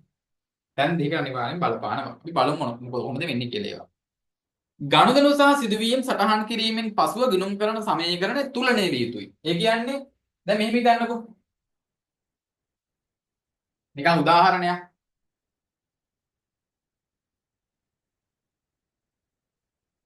දැන් ව්‍යාපාරයට අයිතිකරුවා රුපියල් 1000ක් දානවා. එතකොට මොකද්ද වෙන්නේ? ව්‍යාපාරේ හිමිකම වැඩි වෙනවා 1000කින්. එහෙම නෙවෙයි 1000කින් හිමිකම වැඩි වෙනවා. මුදල්නේ දාන්නේ. ඒ කියන්නේ ව්‍යාපාරේ මුදල් කියන්නේ වත්කමක්. එහෙනම් වත්කමක් වැඩි වෙනවා. අන්න 1000කින් වැඩි වෙනවා. අන්න එකක්. එතකොට මේ පැත්තත් 1000කින් වැඩි වුණා, මේ පැත්තත් 1000කින් වැඩි වුණා. දැන් දෙකකට බලපෑවා. හරිද? දෙපැත්ත බැලන්ස්. මේ පැත්ත 1000කින් වැඩි වුණා, මේ පැත්ත 1000කින් වැඩි වුණා. තුලනේ වුණා. ඒකයි මේ කියන්නේ. දෙපැත්ත බැලන්ස් කියලා තුලනේ වෙනවා කියන්නේ. ලෝන් එකක් ගන්නවා. රුපියල් ලක්ෂ 5ක ලෝන් එකක් ගන්නවා. අපි 500ක් කියලා දාමුකෝ. වගකීම් වැඩි වෙනවා ලක්ෂ 5කින්. ඒ වගේම ව්‍යාපාරයේ මුදල් වැඩි වෙනවා ලක්ෂ 5කින්. අන්න. ඒකත් අර වගේ. වත්කම් වැඩි වුණා, වගකීම් වැඩි වෙනවා. ඊළඟට මෙහෙමත් හිතමුකෝ. අයිතිකරුවා ගැනිලි කරනවා. ව්‍යාපාරයේ බාණ්ඩ ටිකක් ගෙදර අරගෙන යනවා. එහෙම වුණොත් මොකද්ද වෙන්නේ? ව්‍යාපාරයේ බාණ්ඩ අඩු වෙනවා. අපිට ලක්ෂයයි. හිමිකමත් අඩු වෙනවා ලක්ෂයකින්. අන්න මේ විදිහට මේ දෙපැත්ත බැලන්ස් වෙන්න ඕන හැම වෙලාවෙම. එක්කෝ මේ දෙපැත්ත දැන් වැඩි වෙනවා නම් දෙකම වැඩි වෙලා තියෙනවා. අඩු වෙනවා නම් දෙකම අඩු වෙන්න ඕන. එහෙම නැත්නම් 0 වෙනවා 0 වෙලා තියෙනවා. අන්න ඒ කතාවේ මේ කියන්නේ අපි මෙතෙන්දි කතා කරන කොටස් උදාහරණක් එක්ක ඉදිරියේදී කතා කරමු.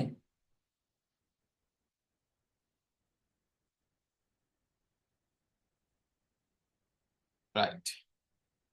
දැන් බලන්න මේ මම මේ කීපයක් ඔයාලට කිව්වේ මේ වගේ ගිණුම් කරන සමීකරණයට මේ කියන බලපෑම සිදු වන ආකාරය අපි දැන් උදාහරණයක් එක්ක පැහැදිලි කරන්න යනවා. පළවෙනි සිද්ධිය.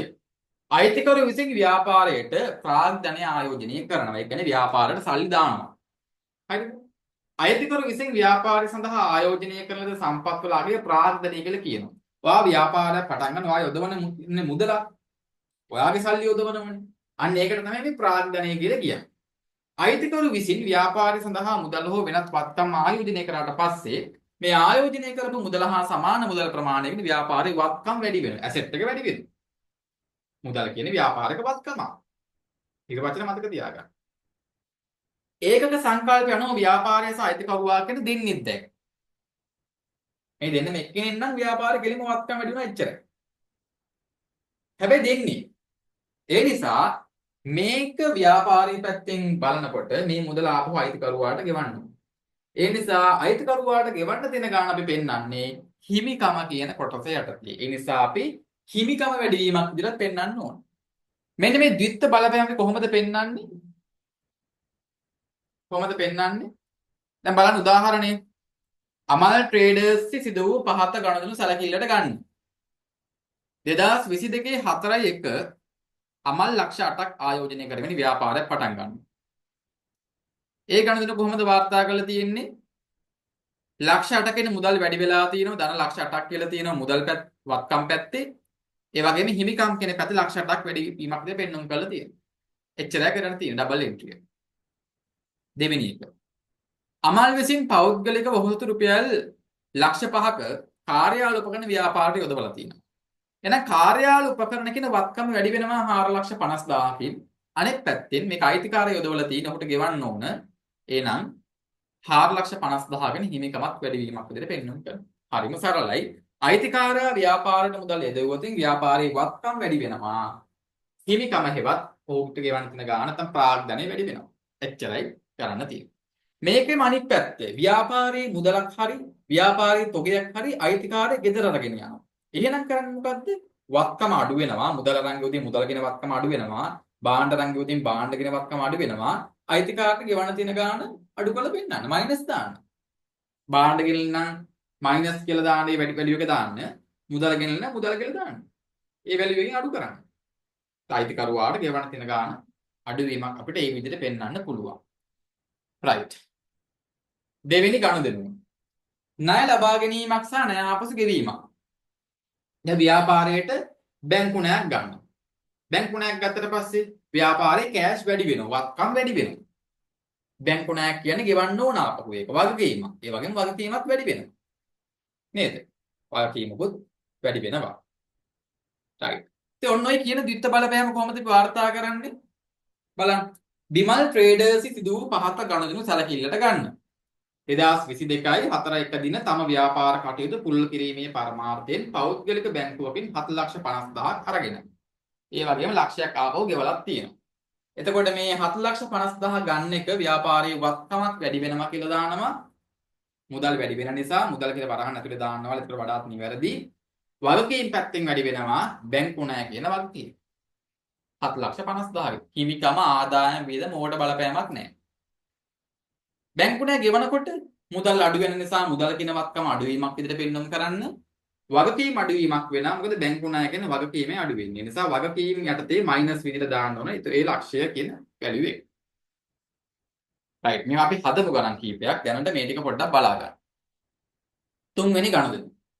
ව්‍යාපාරයට අප්පිට මුදලට වත්කම් ගත්තා. අප්පිට මුදලට ගන්නවා කියන්නේ සල්ලි දීලා බඩුවක් ගන්න. අප්පිට මුදලට කියන්නේ ඒකයි. සල්ලි ණයට නෙමෙයි. අප්පිට මුදලට කියන්නේ සල්ලි දීලා භාණ්ඩයක් ගන්න. හරිද? එතකොට සල්ලි දුන්නට පස්සේ මොකද වෙන්නේ? ව්‍යාපාරේ මුදල් අඩු වෙනවනේ. මුදල් කියන වත්කම අඩු වෙනවා. භාණ්ඩේ ගත්තට පස්සේ භාණ්ඩේ වැඩි වෙනවා. ඒ කියන්නේ භාණ්ඩ කියන වත්කමක් ඒකත්. වත්කමක් වැඩි වෙනවා, වත්කමක් අඩු වෙනවා. ඔයා සල්ලි දීලා ඉවර වෙලා ව්‍යාපාරයට අවශ්‍ය කාර්යාල උපකරණ ටික ගත්තා. එතකොට මුදල් කියන වත්කම අඩු වුණා, කාර්යාල උපකරණ කියන වත්කම වැඩි වුණා. මේ ගිණුම් කරන සමීකරණේ දෙක පැත්තකට බලපෑම ඉන්නේ. නේද? බලන්න මේ උදාහරණය. චාමර ට්‍රේඩර්ස් සිදු පහත ගණනට සැලකිල්ලට ගන්න. 1.1 මිලියන් ගොඩනැගිල්ලක් මිලදී අරගෙන තියෙනවා. ලක්ෂ 8කට මෝටර දෙකක් මිලදී අරගෙන තියෙනවා. සල්ලි වලට අරන් තියන්නේ කියන්නේ මුදල් දීලා. එතකොට ව්‍යාපාරයේ ගොඩනැගිලි කියන වත්කම වැඩි වෙනවා 1.5 මිලියන් වලින්. මුදලට අරගෙන තියෙන නිසා මුදල කියන වත්කම අඩු වෙනවා 1.5 මිලියන් වලින්. එතකොට මෙතනදී බලන්න 1.1 ප්ලස් වෙනවා 1.5 මයිනස් යනවා. නේද? මිලියන එකමාරකින් වත්කමක් වැඩි වෙනවා මිලියන එකමාරකින් වත්කමක් අඩු වෙනවා. සුද්ධගේ බිඳුවයි. ඒ නිසා සමීකරණේ සමාන ලකුණු දකුණු පැත්තේ කොහොමද බිඳුවනේ තියෙන්නේ? අගයක් නෑනේ දැන් මේ සමීකරණේ. එතකොට තුලණය වෙලා ගිහිල්ලා. මෝටර රථයක් ගන්නකොට ඒ වගේමයි. ලක්ෂ 8කින් මෝටර රථය කියන වත්කම වැඩි වෙනවා. ලක්ෂ 8කින් මුදල් කියන වත්කම අඩු වෙනවා. ඒ නිසා ගිණුම් කරන සමීකරණ එක පැත්තකට බලපෑමක් වෙලා තියෙන. හැබැයි තැන් දෙකකට බලපානවා. වත්කමකට සහ වත්කමකටමයි ආයි. වගකීමක් මොකක් සම්බන්ධ වෙන්නේ? එහෙම වෙන්නත් පුළුවන්. හරිද? හැබැයි තුලණය වෙලා තියෙනවා ද්විත්ව බලපෑමක් තියෙනවා. තැන් දෙකකට බලපෑම් කරලා තියෙනවා. හතරවෙනි ගනුදෙනුව. ව්‍යාපාරය සඳහා වත්කම් ණයට ගත්තා. ව්‍යාපාරයට අවශ්‍ය භාණ්ඩ තොගයක් හරි මැෂින් එකක් හරි මොකක් හරි ණයට අරගෙන. කොහොම හරි ව්‍යාපාරයේ මේ ඇසෙට් එක වැඩි වෙනවනේ වත්කම් වැඩි වෙනවා. ඒක හරි. ණයටනේ ගත්තේ. එහෙනම් මේක ගෙවන්න ඕන. එහෙනම් වගකීමයි වැඩි වෙන්නේ. වගකීමයි වැඩි වෙන්නේ. වත්කමක් වැඩි වෙනවා. අනෙක් පැත්තෙන් ණයට ගත්ත නිසා වගකීමක් වැඩි වෙනවා. බලන්න උදාහරණ. දමිත් ට්‍රේඩර්ස් සිදු වූ පහත ගනුදෙනු සැලකිල්ලට ගන්න. ලක්ෂ 10ක ගොඩනැගිල්ලක් ණය පදනමට 7,50,000ක මෝටර රථයක් ණය පදනමට අත්පත් කරගෙන තියෙනවා. එතකොට මොකද්ද වෙන්නේ? ණයට ගත්තනම් ගොඩනැගිල්ලක් ගොඩනැගිලි කියන වත්කම වැඩි වෙනවා. අනිත් පැත්තෙන් වගකීම් යටතේ ණය හිමියෝ වැඩි වෙනවා. වෙනත් ණය හිමියෝ. වෙනද ණය හිමියෝ කියලා කියන්නේ සාමාන්‍ය ව්‍යාපාරික කටයුතු වලදී භාණ්ඩ අපි ණයට විකිණීමක් කරෝතින්, ණයට ගැනීමක් කරෝතින් සාමාන්‍ය ව්‍යාපාරික දේවල් වයි හිතන්න ඔයාගේ ඔයා භාණ්ඩ විකුණන ව්‍යාපාරයක් කරනවා නම් අන්න ඒ භාණ්ඩ ටික ණයට කාගෙන් හරි ගත්තා. ඒත් ඒ අය වෙළඳ ණය හිමියෝ වෙනවා. ඒ හැර ව්‍යාපාරයට අවශ්‍ය කාර්යාල උපකරණ ඔය වගේ දේවල් ණයට ගත්තොත් එයාලා වෙළඳ කට්ටිය වෙන්නේ නැහැ. වෙළඳ ණය හිමියෝ වෙන්නේ නැහැ. වෙනත් ණය හිමියෝ විදිහට හඳුන්වනවා. වෙනත් ණය හිමියෝ විදිහට හඳුන්වනවා. right. මෝටර රථයක් ණයට අරගෙන තියෙනවා. මෝටර රථයේ නම් අපි වත්කමක් වැඩි වීමක් විදිහට වාර්තා කරනවා. අනිත් පැත්තෙන් වගකීමක් විදිහට වාර්තා කරනවා. මොකද ණයට අරගෙන තියෙන්නේ. පස්වෙනි ගනුදෙනු. නැවත විකිණීම සඳහා අත්පිට හෝ ණයට වත්කම් අත්පත් කර ගැනීමක්. නැවත විකුණන්න අත්පිට හරි ණයට හරි වත්කම් අත්පත් කර ගැනීම. බලන්න. දැන් භාණ්ඩ අත්පත් කරගන්නවා ආයෙම විකුණන්න. එතකොට ඔයා බලු ටිකක් ගන්නවා ආයෙ විකුණන්න. සල්ලි දීලා ගත්තොත් මුදල් අඩු වෙලා තොග කියන වත්කම් වැඩි වෙනවා. ණයට ගත්තොත් ඒ වෙන්නේ තොගය කියන එක වැඩි වෙනවා. අනිත් පැත්තේ ණයට ගත්තොත් ණය හිමියෝ කියන වගකීම වැඩි වෙනවා. අන්න බලන්න. මුදලට ගත්තොත් වත්කම් පැත්තට විතරේ බලපෑම් කරනවා. ඔයාලට මේ උදාහරණයෙන් තේරෙයි. බලන්න. මුදලින් ගෙවා ලක්ෂ 6,50,000ක භාණ්ඩ අත්පත් කරගෙන. එතකොට මොකද්ද වෙන්නේ? තොගය කියන එක වැඩි වෙනවා. ඔයාගේ ව්‍යාපාරයේ තොග කියන වත්කම වැඩි වෙනවා. මුදලටනේ ගත්තේ. මුදල් කියන වත්කම අඩු වෙනවා. ඒකයි පළවෙනි ගනුදෙනුවෙන් ඉලාකි. දෙවෙනි ගනුදෙනුවේදී ණයටයි මේ භාණ්ඩ අත්පත් කරගෙන තියෙන්නේ. එතකොට තොගය කොහොමත් වැඩි වෙනවා 3,50,000කින්. හැබැයි මුදල් අඩු වෙන්නේ නැහැ. ණයටනේ ගත්තේ. ඒ නිසා ණය හිමියෝ කියන වෙළඳ ණය හිමියෝ කියන වගකීමයි වැඩි වෙන්නේ. අනේ වෙළඳ කියන වචනේ එන්නේ හේතුව තමයි මේක ඔයා සාමාන්‍ය ව්‍යාපාරික කටයුතු වලදී මිලදී අරගෙන විකුණන භාණ්ඩයක්. ඒ නිසා තමයි වෙළඳ ණය හිමියෝ කියන වචන දෙන්න දුන්නේ. වෙනත් ණය හිමියෝ කියන එක නොදා. right. 6 වෙනි ගනුදෙනු. ලාභයක් සහිතව ණයට හෝ අත්පිට භාණ්ඩ විකිණීම. ලාභයක් එක්ක විකුණනවා. ප්‍රොෆිට් එකක් තියාගෙන 1000ට භාණ්ඩයක් අරන් 1500ට විකුණනවා. අන්න ඒ වගේ දෙයක්.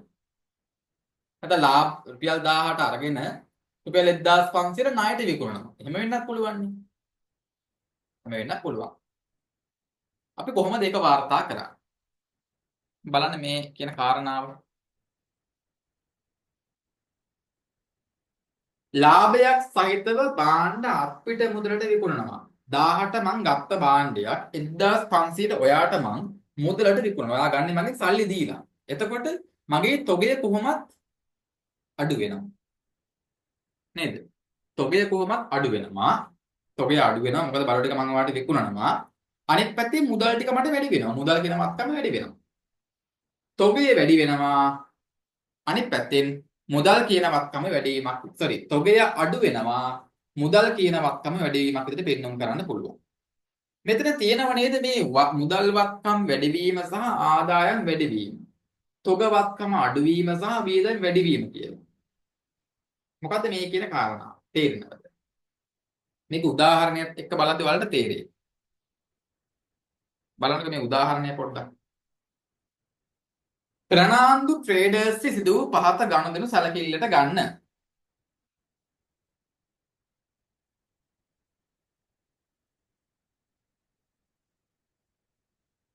ප්‍රශ්නයක් අහලා තියෙන ප්‍රශ්න උත්තරයක් මම දෙන්නම්. සර් 1 මිලියන් වාහනයක් අයිතිකරු ලක්ෂ 5ක් දීලා ඉතුරු ටික එක ලීස් දාලා ගත්තොත් වත්කම 1 මිලියනකින් වැඩි වෙලා හිමිකම ලක්ෂ 5කින් වැඩි වෙලා වගකීම ලක්ෂ 5කින් වැඩි වෙලා කියලාද දාන්න එතකොට සමීකරණයට තැන් තුනකට අන්න හරි. එහෙම තමයි ඉන්නේ. එහෙම තමයි. ඔයා කියන එක හරි. ඔයා කියන එක හරියටම හරි. right. රුපියල් 50000ක පිරිවැයක් සහිත භාණ්ඩ 80000කට විකුණනවලු. හරිද? 80000ක පිරිවැයක් සහිත භාණ්ඩ නෑ සෝරි 50000ක පිරිවැයක් සහිත භාණ්ඩ 80කට විකුණනවා. කොහොමද මේක වාර්තා කරන්නේ? දැන් 50000යි පිරිවැය. එතකොට 50000 තොගේ කොහොමත් අඩු වෙනවා. ඒ නිසා වත්කම් අඩු වීම යටතේ 50000ක් අපි පෙන්නනවා. හරිද? මේක මම ඔයාලට බෝඩ් එකේ සටහන් කරලා පෙන්නන එක වඩාත් හොඳයි කියලා හිතනවා.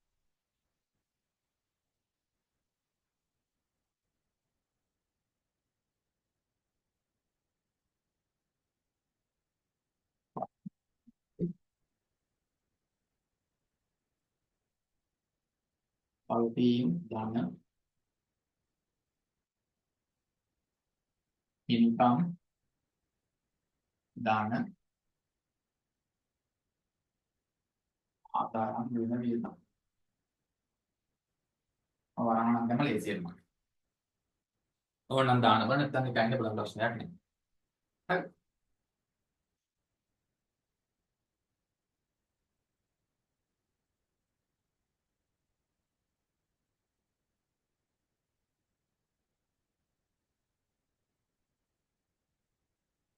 දැන් මෙතන මේ ගණදෙනුවේදී කියන්නේ 50000ක පිරිවැයක් සහිත භාණ්ඩ 80000කට විකුණනවා. එහෙමනේ කියන්නේ. එතකොට 50000ක තොගය අඩු වෙනවා. ඒක හරිනේ. තොගය අඩු වෙනවා. 50000ක තොගය අඩු වෙනවා. 80000කට විකුණන්නේ.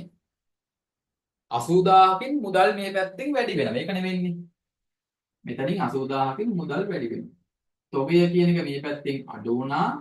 මුදල් කියන එක වැඩි වුණා 80000කින්. එතකොට මේක ඇත්තටම ව්‍යාපාරයේ හිමිකමේ වැඩිවීමක් විදියට අපි පෙන්වන්නේ නැහැ. ආදායම් වියදම් වෙනම තියෙන නිසා අපි මේ කෑලි දෙක වෙන වෙනම දානවා. කියන්නේ මෙතන මේ 50000ක භාණ්ඩ 80000කට විකුණනවා. එතකොට මේ 80000 කියන එක අපි විකුණුම් කියලා දානවා. 50000 කියන එක විකුණපු භාණ්ඩ වල පිරිවැය විදියට දානවා. විකුණුම් කියන ව්‍යාපාරයේ ආදායමක්. ඒ නිසා ආදායමක් මෙතන වැඩි වෙනවා කියලා දානවා. හරිද? ආදායමක් වැඩි වෙනවා. ඒ වගේම මේ විකුණපු භාණ්ඩවල පිරිවැය මේකට දාලා පිරිවැය තමයි මේ තොගය කියන පෙන්නලා තියෙන්නේ. ඒ නිසා විකුණුම් පිරිවැය වැඩි වෙනවා. විකුණුම් පිරිවැය වැඩි වීමක් වෙන්නේ. විකුණුම් පිරිවැය වැඩි වෙන නිසා අපි මෙතෙන්ට දානවා විකුණුම් පිරිවැය වැඩි වීම 50යි කියලා. දැන් මෙහෙම තිබ්බම දැන් ඔයාලගේ ටියුට් එකේ තියෙන විදිහට ගැටලුවක් තියෙනවා. වැරද්දක් තියෙනව නේද ඔකේ? දැන් බැලුවට වැරදි නේද? දැන් මේක තුනනේ වෙන්නේ බෑ. මෙතන ඍණ 50යි ධන 80 කරගෙන අවසානයේදී බැලන්ස් එකෙන් ධන 30ක් වෙනවා. මෙතන ගත් පැත්තෙන් ගත්තොත් ධන 130ක් වෙනවා. තුනනේ වෙන්නේ නැහැ. ඇයි එහෙම වෙලා ඇත්තේ?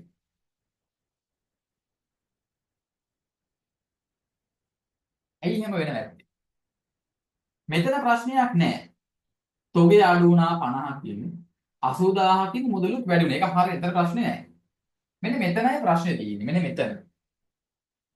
ප්‍රශ්නේ මෙන්න මෙතන. දැන් මේ විකුණපු නිසා විකුණුම් ආදායම කියන එක වැඩි වුණා. 80000කින් වැඩි වුණා. ඒ විකුණපු භාණ්ඩ තොගේ අඩු වෙන එක හරියි. හැබැයි ඒක ව්‍යාපාරයේ මේ විකුණපු භාණ්ඩවල පිරිවැය පැත්තෙන් ඉඳ පිරිවැය වැඩි වීම.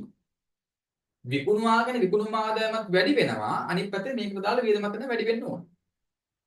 මෙතන විකුණුම් වියදම් වැඩි වෙනවා. හැබැයි විකුණුම් වියදම් මෙතන වැඩි වුණා කියලා කිව්වට වැඩිවීමක් නෙවෙයි මෙහෙම.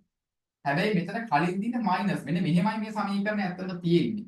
ඔන්න ඔහොමයි තියෙන්නේ. ඒ නිසා ඔයාලට උතන පැටලෙන්නේ. පැටලෙනවා. හරිද? එතකොට අවසානයේදී මේක සුළු කරාට පස්සේ මෙතන ධන 80ක් වෙනවා. මෙතන ඍණයි ධනයි ගණිත කර්මය කොහොමද ඍණ ධනෙන් ගුණ කරාට පස්සේ උත්තරේ ඍණයි එතකොට. ඍණ 50ක් වෙන්නේ. මෙහෙම එන්නේ. මෙන්න මෙහෙමයි එන්නේ. එතනම ධන 50 ඍණ 80. දැන් හරිද? ධන 80යි ඍණ 50යි මෙතන 50යි ඍණ 80යි. ඔන්න ඔය විදිහටයි එන්න ඕන.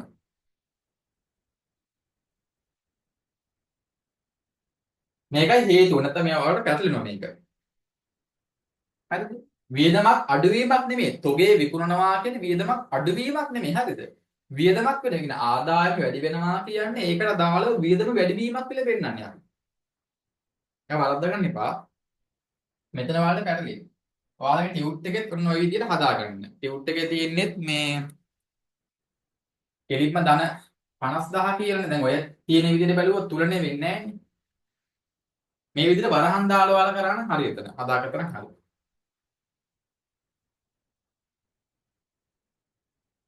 මයිනස් වෙන විදිහට. දෙවෙනි එකත් ඒ වගේ. මේක පළවෙනි එක. දෙවෙනි එකෙදිත් එහෙමයි තියෙන්නේ.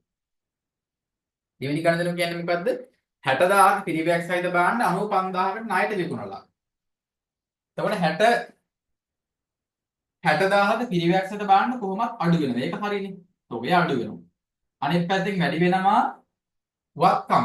ණය ගැතියෝ කියන වක්කම ණයට විකුණලා තියෙන්නේ 95000 ණය ගැතියෝ කියන වක්කම ණයට භාණ්ඩ විකුණුවාට පස්සේ අපි ඒ අයට කියනවා ණය ගැතියෝ කියන. ණය ගැතියෝ 95කින් වැඩි වෙනවා. මේකට දාල ආදායම මොකක්ද? ණයට විකිණීම. ණයට විකුණුම් කියන්නේ ආදායමක්. 95000කින් මෙතන වැඩි වෙනවා. 95කින් වැඩි වෙනවා. අනිත් පැත්තෙන් මේකට දාල වීදම් මොකක්ද? 60000යි. 60000කින් වීදම් වැඩි වෙනවා. නම් අවසානයේ සුළු කරාට පස්සේ මෙන්න මේ ධන ඍණෙන් ගුණ කරාට පස්සේ එන උත්තරේ ඍණයි. ඍණ 60000. හැබැයි ඇත්තටම වෙන්නේ වියදම් වැඩි වීමක්. හරිද? වියදම් අඩු වීමක් නෙමෙයි වෙන්නේ. මෙතන මේ විදිහට එන්න හේතුව මේ ගුණ කිරීම. ඒ නිසා මේ විදිහට මේක ඍණ වෙන්නේ. නැත්තම් වියදම් අඩු වීමක් නෙමෙයි වෙන්නේ. වියදම් වැඩි වීම. ඒක වැරදින්න පුළුවන් වලට. ඒක මම නැවත නැවත කිව්වා.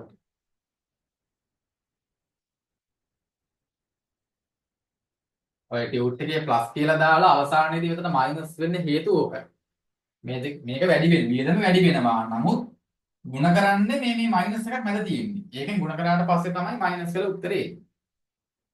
ඔක වරදින්න පුළුවන් නිසා දැන් මම ඔයාලට කිව්ව එක නැවත නැවත. ඒක බලාගන්න.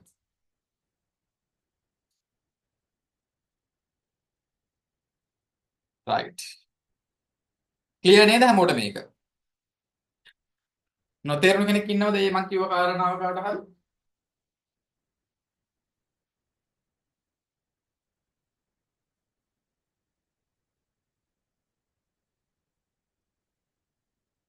හිතනවා ක්ලියර් ඇති කියලා. right. දැන් මේ වගේම තමයි අලාභයක්. දැන් මේ තියෙන ලාභයක් එක්ක. අලාභයක් සහිත විකිණීමත් ඔය වගේම තමයි වෙනසක් වෙන්නේ නැහැ. වෙන්නේ මොකක්ද අවසානයේදී? අලාභයක් කොහොම හරි. දැන් මෙතන බලන්න දැන් උදාහරණයක් උතන තියෙන 70000ක භාණ්ඩ 50000කට විකුණනවා. එතකොට තොගේ අඩු වෙනවා 70000කින්ම. ඒක හරිනේ. මුදල් වැඩි වෙන්නේ හැබැයි 50000කින්. ඒතර කලින් වගේම තමයි ආදායම් වැඩි වෙන්නේ 50000කින් කියලා දැම්ම විකුණුම් කියලා. තොගේ අඩු වෙනවා 70000කින්ම. මේ විකුණුම් පිරිවැය කියලා ඉන්නේ වියදම් වැඩි වීමක් විතර දාන්නේ 70000කින්ම. ඒකත් අර කලින් වගේමයි මයිනස් මාර්ක් එක තියෙනවා. හරිද? මේ මයිනස් එක දාලා ඔයාලගේ ටියුට් එකේ පොඩ්ඩක් හදා ගන්න. අවසානයේදී මයිනස් වෙලා තමයි උත්තරේ එන්නේ තමයි. දෙවෙනි ගණදෙනුවත් ඒ වගේමයි. පිරිවැය 60000ක භාණ්ඩ 45000කට ණයට විකුණනවා. එතකොට 60000ක පිරිවැය කියන තොගේ අඩු වෙනවා. තොගේ අඩු වෙන 60000කින් වැඩි වෙන ණය ගැතියෝ මුදල් වැඩි වෙන්නේ නැහැ. ණයටයි විකුණලා තියෙන්නේ. ඉතින් මෙතනදී ණයට විකුණුම් කියන ආදායම් වැඩි වෙනවා 45000කින්. ඒ භාණ්ඩ වලට දාලා පිරිවැය විකුණුම් පිරිවැය කියලා 65000කින් වැඩි වෙනවා. අවසානයේදී සුළු කරාට පස්සේ මයිනස් උත්තරේ එන්නේ. right. ඒ අලාභයක් සහිතව විකිණීම.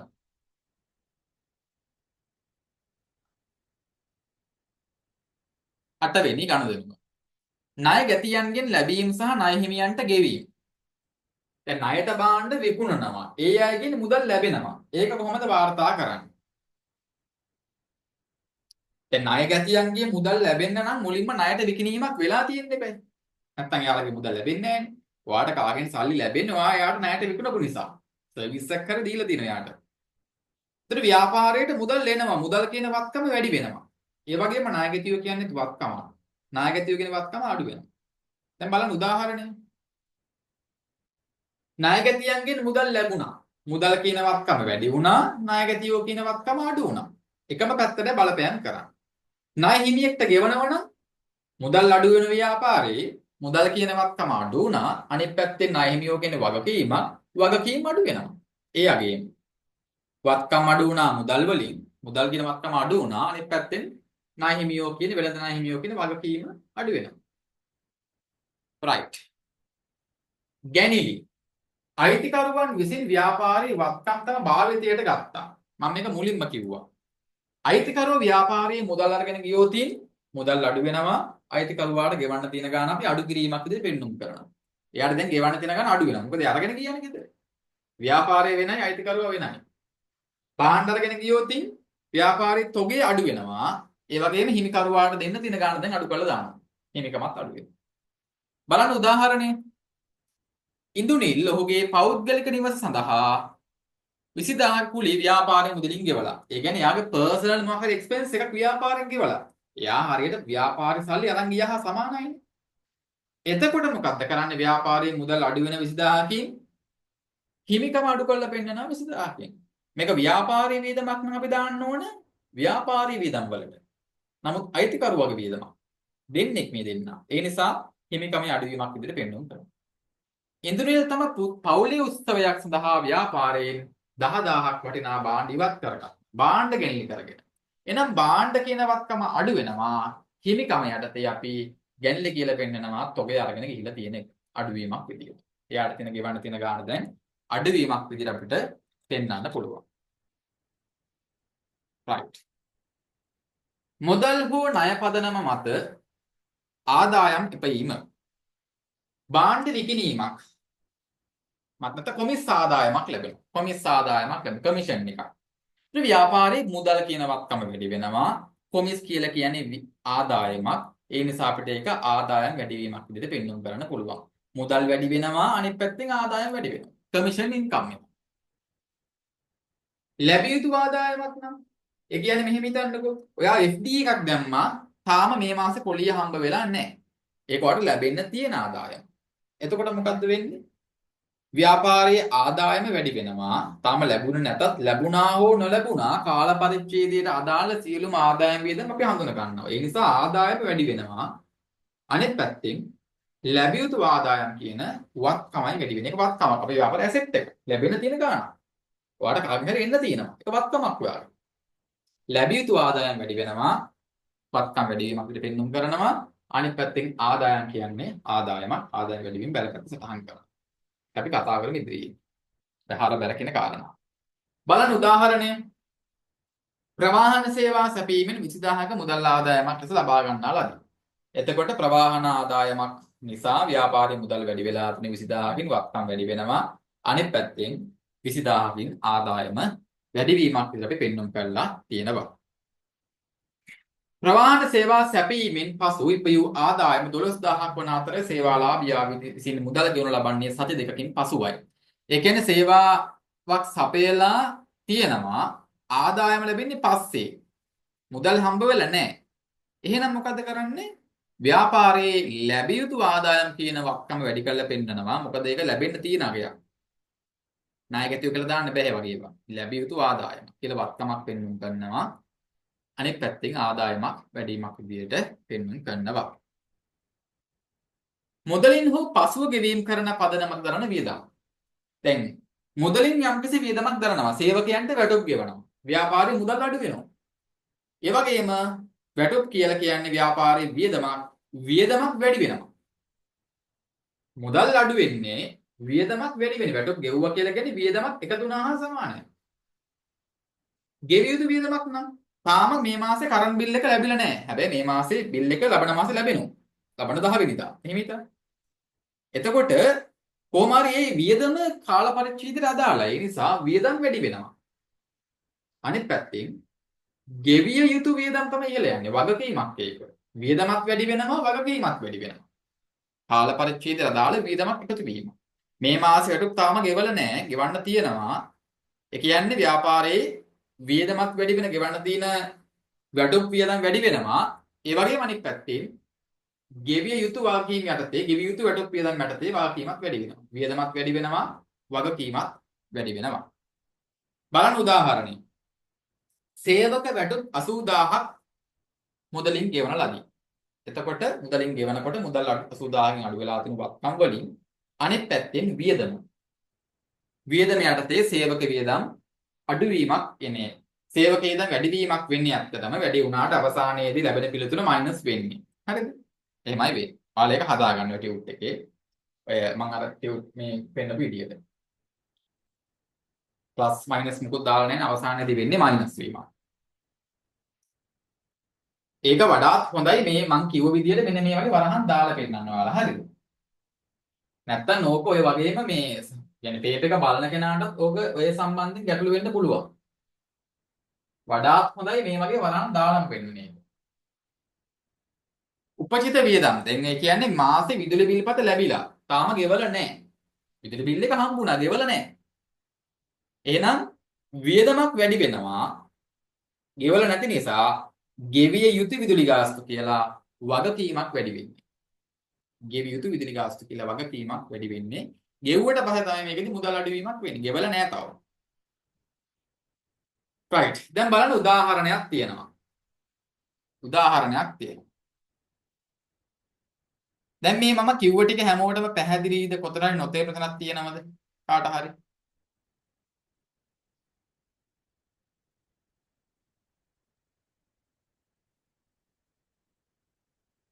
කොතන හරි නොතේරුණ තැනක් තියෙනවද?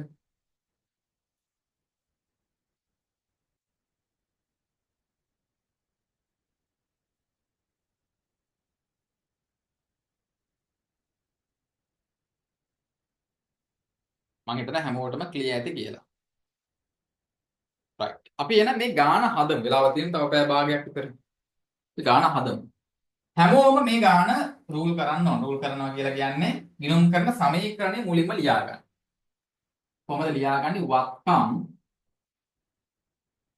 වත්කම් හැමෝම මේ ගාන මාත් එක හදන්න. නැත්නම් මට කලින් හදුවත් කමන්නේ. වත්කම් සමානයි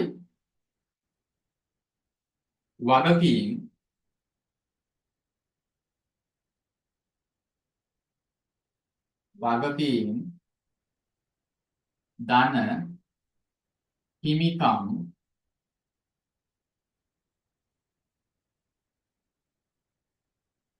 ධන ආදායම් ඍණ වියදම්. මෙහෙම ලියා ගන්න මුලින්ම.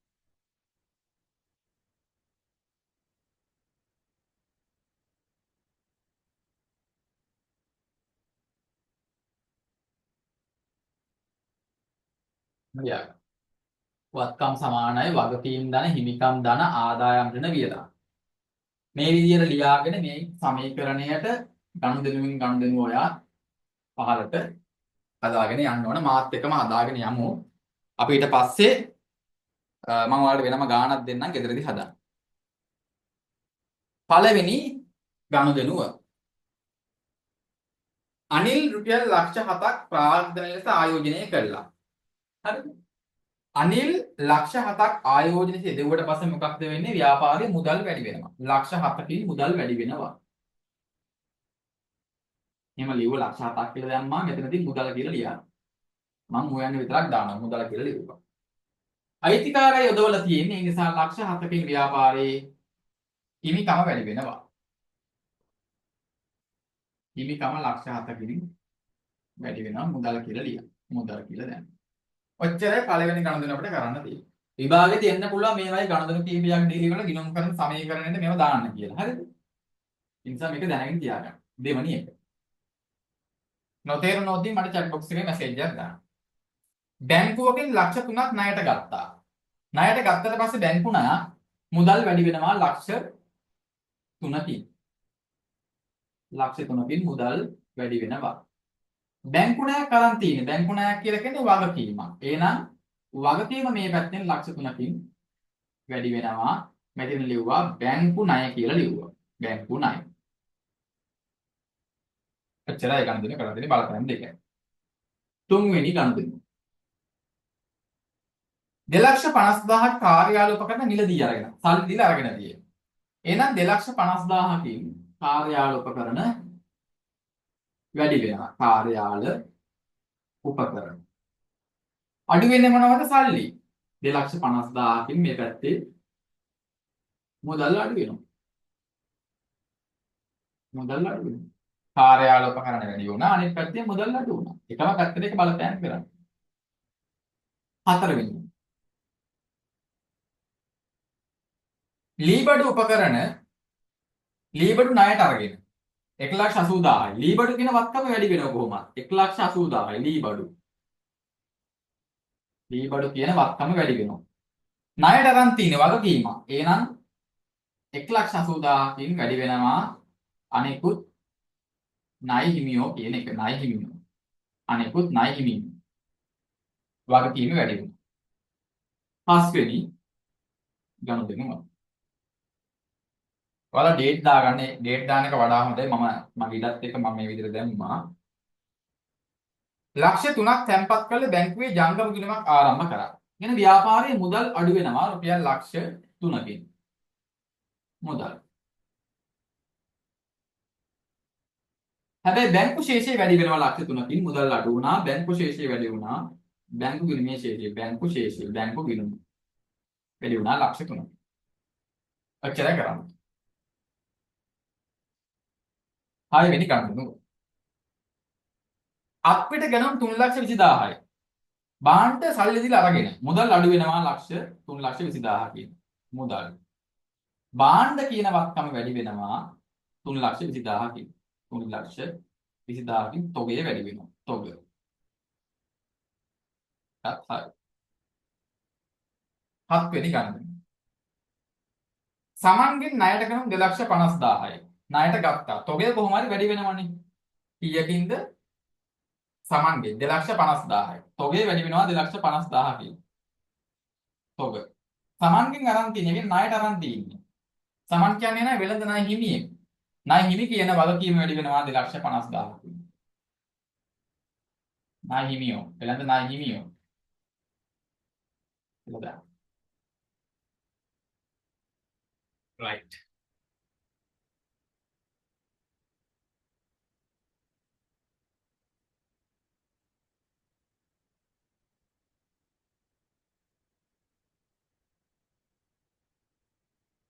ඊළඟ ගණුදෙනු 8 වෙනි එක.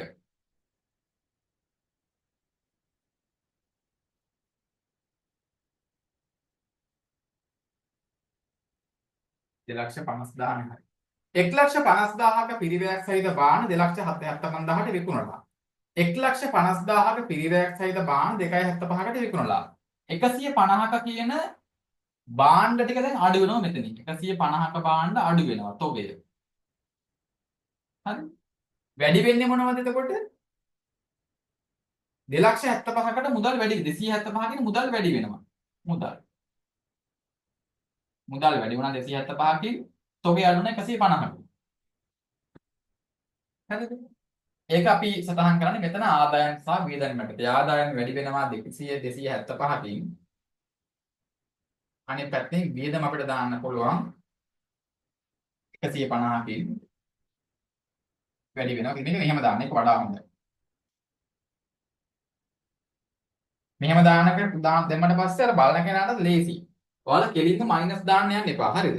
මේ වගේ වරහණක් දාලා වරහන් ඇතුලේ ප්ලස් දාලා يعني වියදමක් වැඩි වෙනවා. නමුත් අවසානයේ දෙන උත්තරය මයිනස් වෙනවා කියන එක පෙන්නන්න මේ විදිහට. ඒක වඩාත් හොඳයි.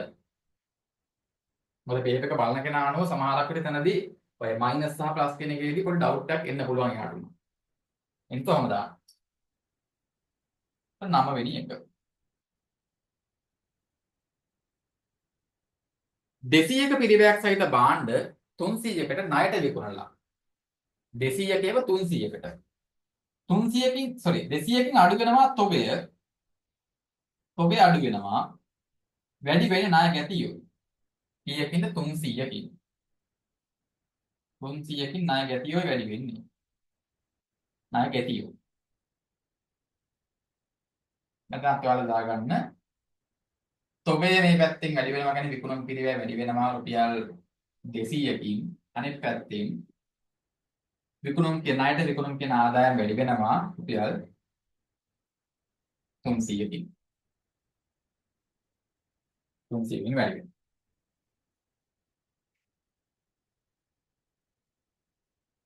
ඒක මම පොඩ්ඩක් සයිස් එක අඩු කරනවා. මම හිතනවා පේන නැති කියලා ඔයාලට. මට ඉඩ මදි නැත්තම්. 10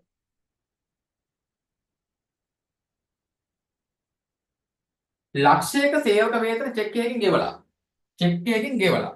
චෙක් එකකින් ගෙවනකොට අපි දාන්නේ සාමාන්‍ය මුදල් අඩුවීමක් විදිහට මුලින් පෙන්නන්නේ අපි මේක. මොකද බැංකුවේ ශේෂය අඩු වෙන්නේ චෙක් එක ගෙවුනාට පස්සේ. ඒ නිසා අපි දානවා චෙක් එකකින් ගෙවුවට පස්සේ ව්‍යාපාරයේ අර විදිහට දැම්මක් කමක් නැහැ. හරිද? නැත්තම් සාමාන්‍යයෙන් මුලින් කරන්නේ ව්‍යාපාරේ මුදල් පොතෙන් අඩු වුණා කියලා දානවා. මුදල් අඩු වුණා කියලා පෙන්නනවා. හරිද? අපි දාමු කේවි කීයද? නැත්තම් බැංකු ශේෂෙම දාන්නකො. ඒක කමක් නැහැ. අපි දාමු කීයක්ද සේවකට ගෙවලා තියෙනවා රුපියල් ලක්ෂයක්. 100කින් අපි දාමු බැංකු කියලා දාමු. බැංකු ශේෂය. සේවක වැටුප් ගෙවලා තියෙන්නේ. ඒ කියන්නේ මෙතන වියදමක් වැඩි වෙනවා ලක්ෂයකින්. අනිත් පැත්තෙන් අපි මේ විදිහට දාමු මයිනස් විදියට. කොහොමද? එතකොට වැඩි ෂුවර්. කොයි විදිහට බලුවත් ආන්සර් ගෙනදකොට. 11 වෙනි එක. ව්‍යාපාරයේ ගොඩනැගිල්ල පින්තාරු කරන්න 30000ක් ගෙවලා. මුදල් අඩු වෙනවා 30000කින්. මුදල් මේ පැත්තෙන් මොකද වෙන්නේ? වියදමක් වැඩි වීමක් වෙන්නේ පින්තාරු කිරීමේ වියදම 30000කින් වැඩි වෙනවා. 30000කින් වැඩි වෙනවා. මේ මයිනස් 10. අවසානයේ උත්තරේ මයිනස් වෙනවා. 12 වෙනි එක. අනිල් විසින් 4 ලක්ෂයක් ලක්ෂ 4ක් මුදල් ව්‍යාපාර ආයෝජනය කළා. මුදල් වැඩි වෙනවා ලක්ෂ 4කින්. මුදල් මේක අයිතිකාරය යොදවලා තියෙන නිසා හිමිකම වැඩි වෙනවා රුපියල් ලක්ෂ 4කින්. හිමිකම වැඩි වෙනවා රුපියල් ලක්ෂ 4කින්. මුදල් කියලා දැන්. අවසාන ගනුදෙනුව 13 වෙනි එක. මාසෙ සඳහා විදුලි බිල් පතේ අගය 5000යි. ගෙවලද නැහැ. විදුලි බිල් පත ලැබිලා. ගෙවලා නම් තමයි මුදල් වලට බලපෑම. ගෙවලා නැහැනේ. ඒ නිසා මේක වගකීමක් සහ වියදමක්. වගකීම් වැඩිවීමක් විදිහට පෙන්වන්න කරන් රුපියල් 5000කින්. ඒ වගේම පහ කියලා මම දැන් දහස් වලින් මම ගන්න හදන්නේ. වියදමක් වැඩි වෙනවා රුපියල් 5000ක්. 5000කින් වියදමක් වැඩි වෙනවා. ප්‍රශ්නයක් අහලා තියෙනව නේද මම? හරි.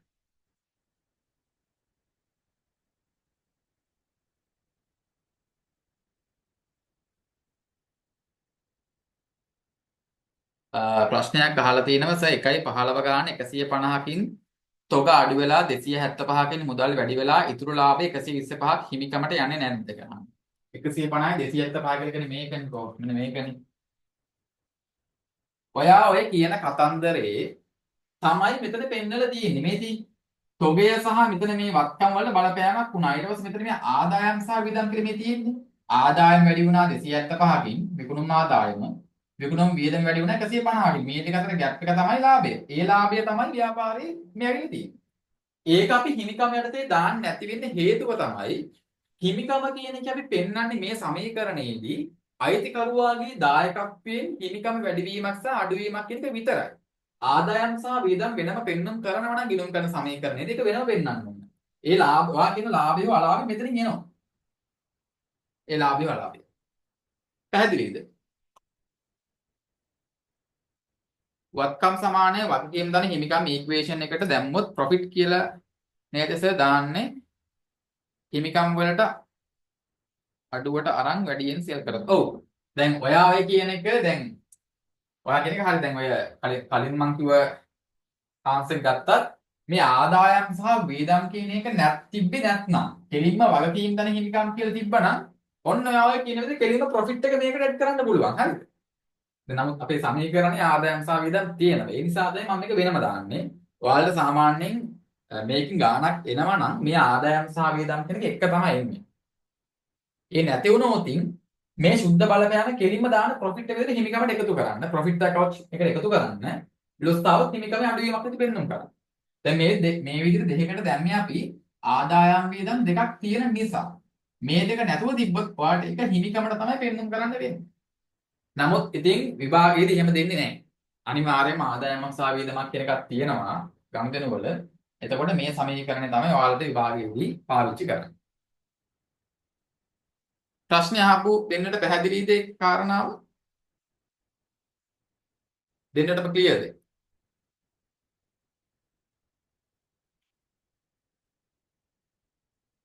මෙන්න මේ අවසාන එකක් තේරුණා නේද ඔයාලට? මේ ඔය මේ අවසානයේ තිබ්බේ ගනුදෙනුවක් විදුලි පිළිපද ලැබුණා කියලා ඒකත් ක්ලියර් නේද? එතකොට ඒකෙදි වගකීමයි වැඩි වෙන්නේ. ඒ කියන්නේ විදුලි පිළිපද හම්බුණා තාම ගෙවල නැහැ. ඒ නිසා වගකීමක් වැඩි වෙනවා මේ පැත්තේ වියදමක් වැඩි වෙනවා. වගකීමක් වැඩි වෙනවා වියදමක් වැඩි වෙනවා.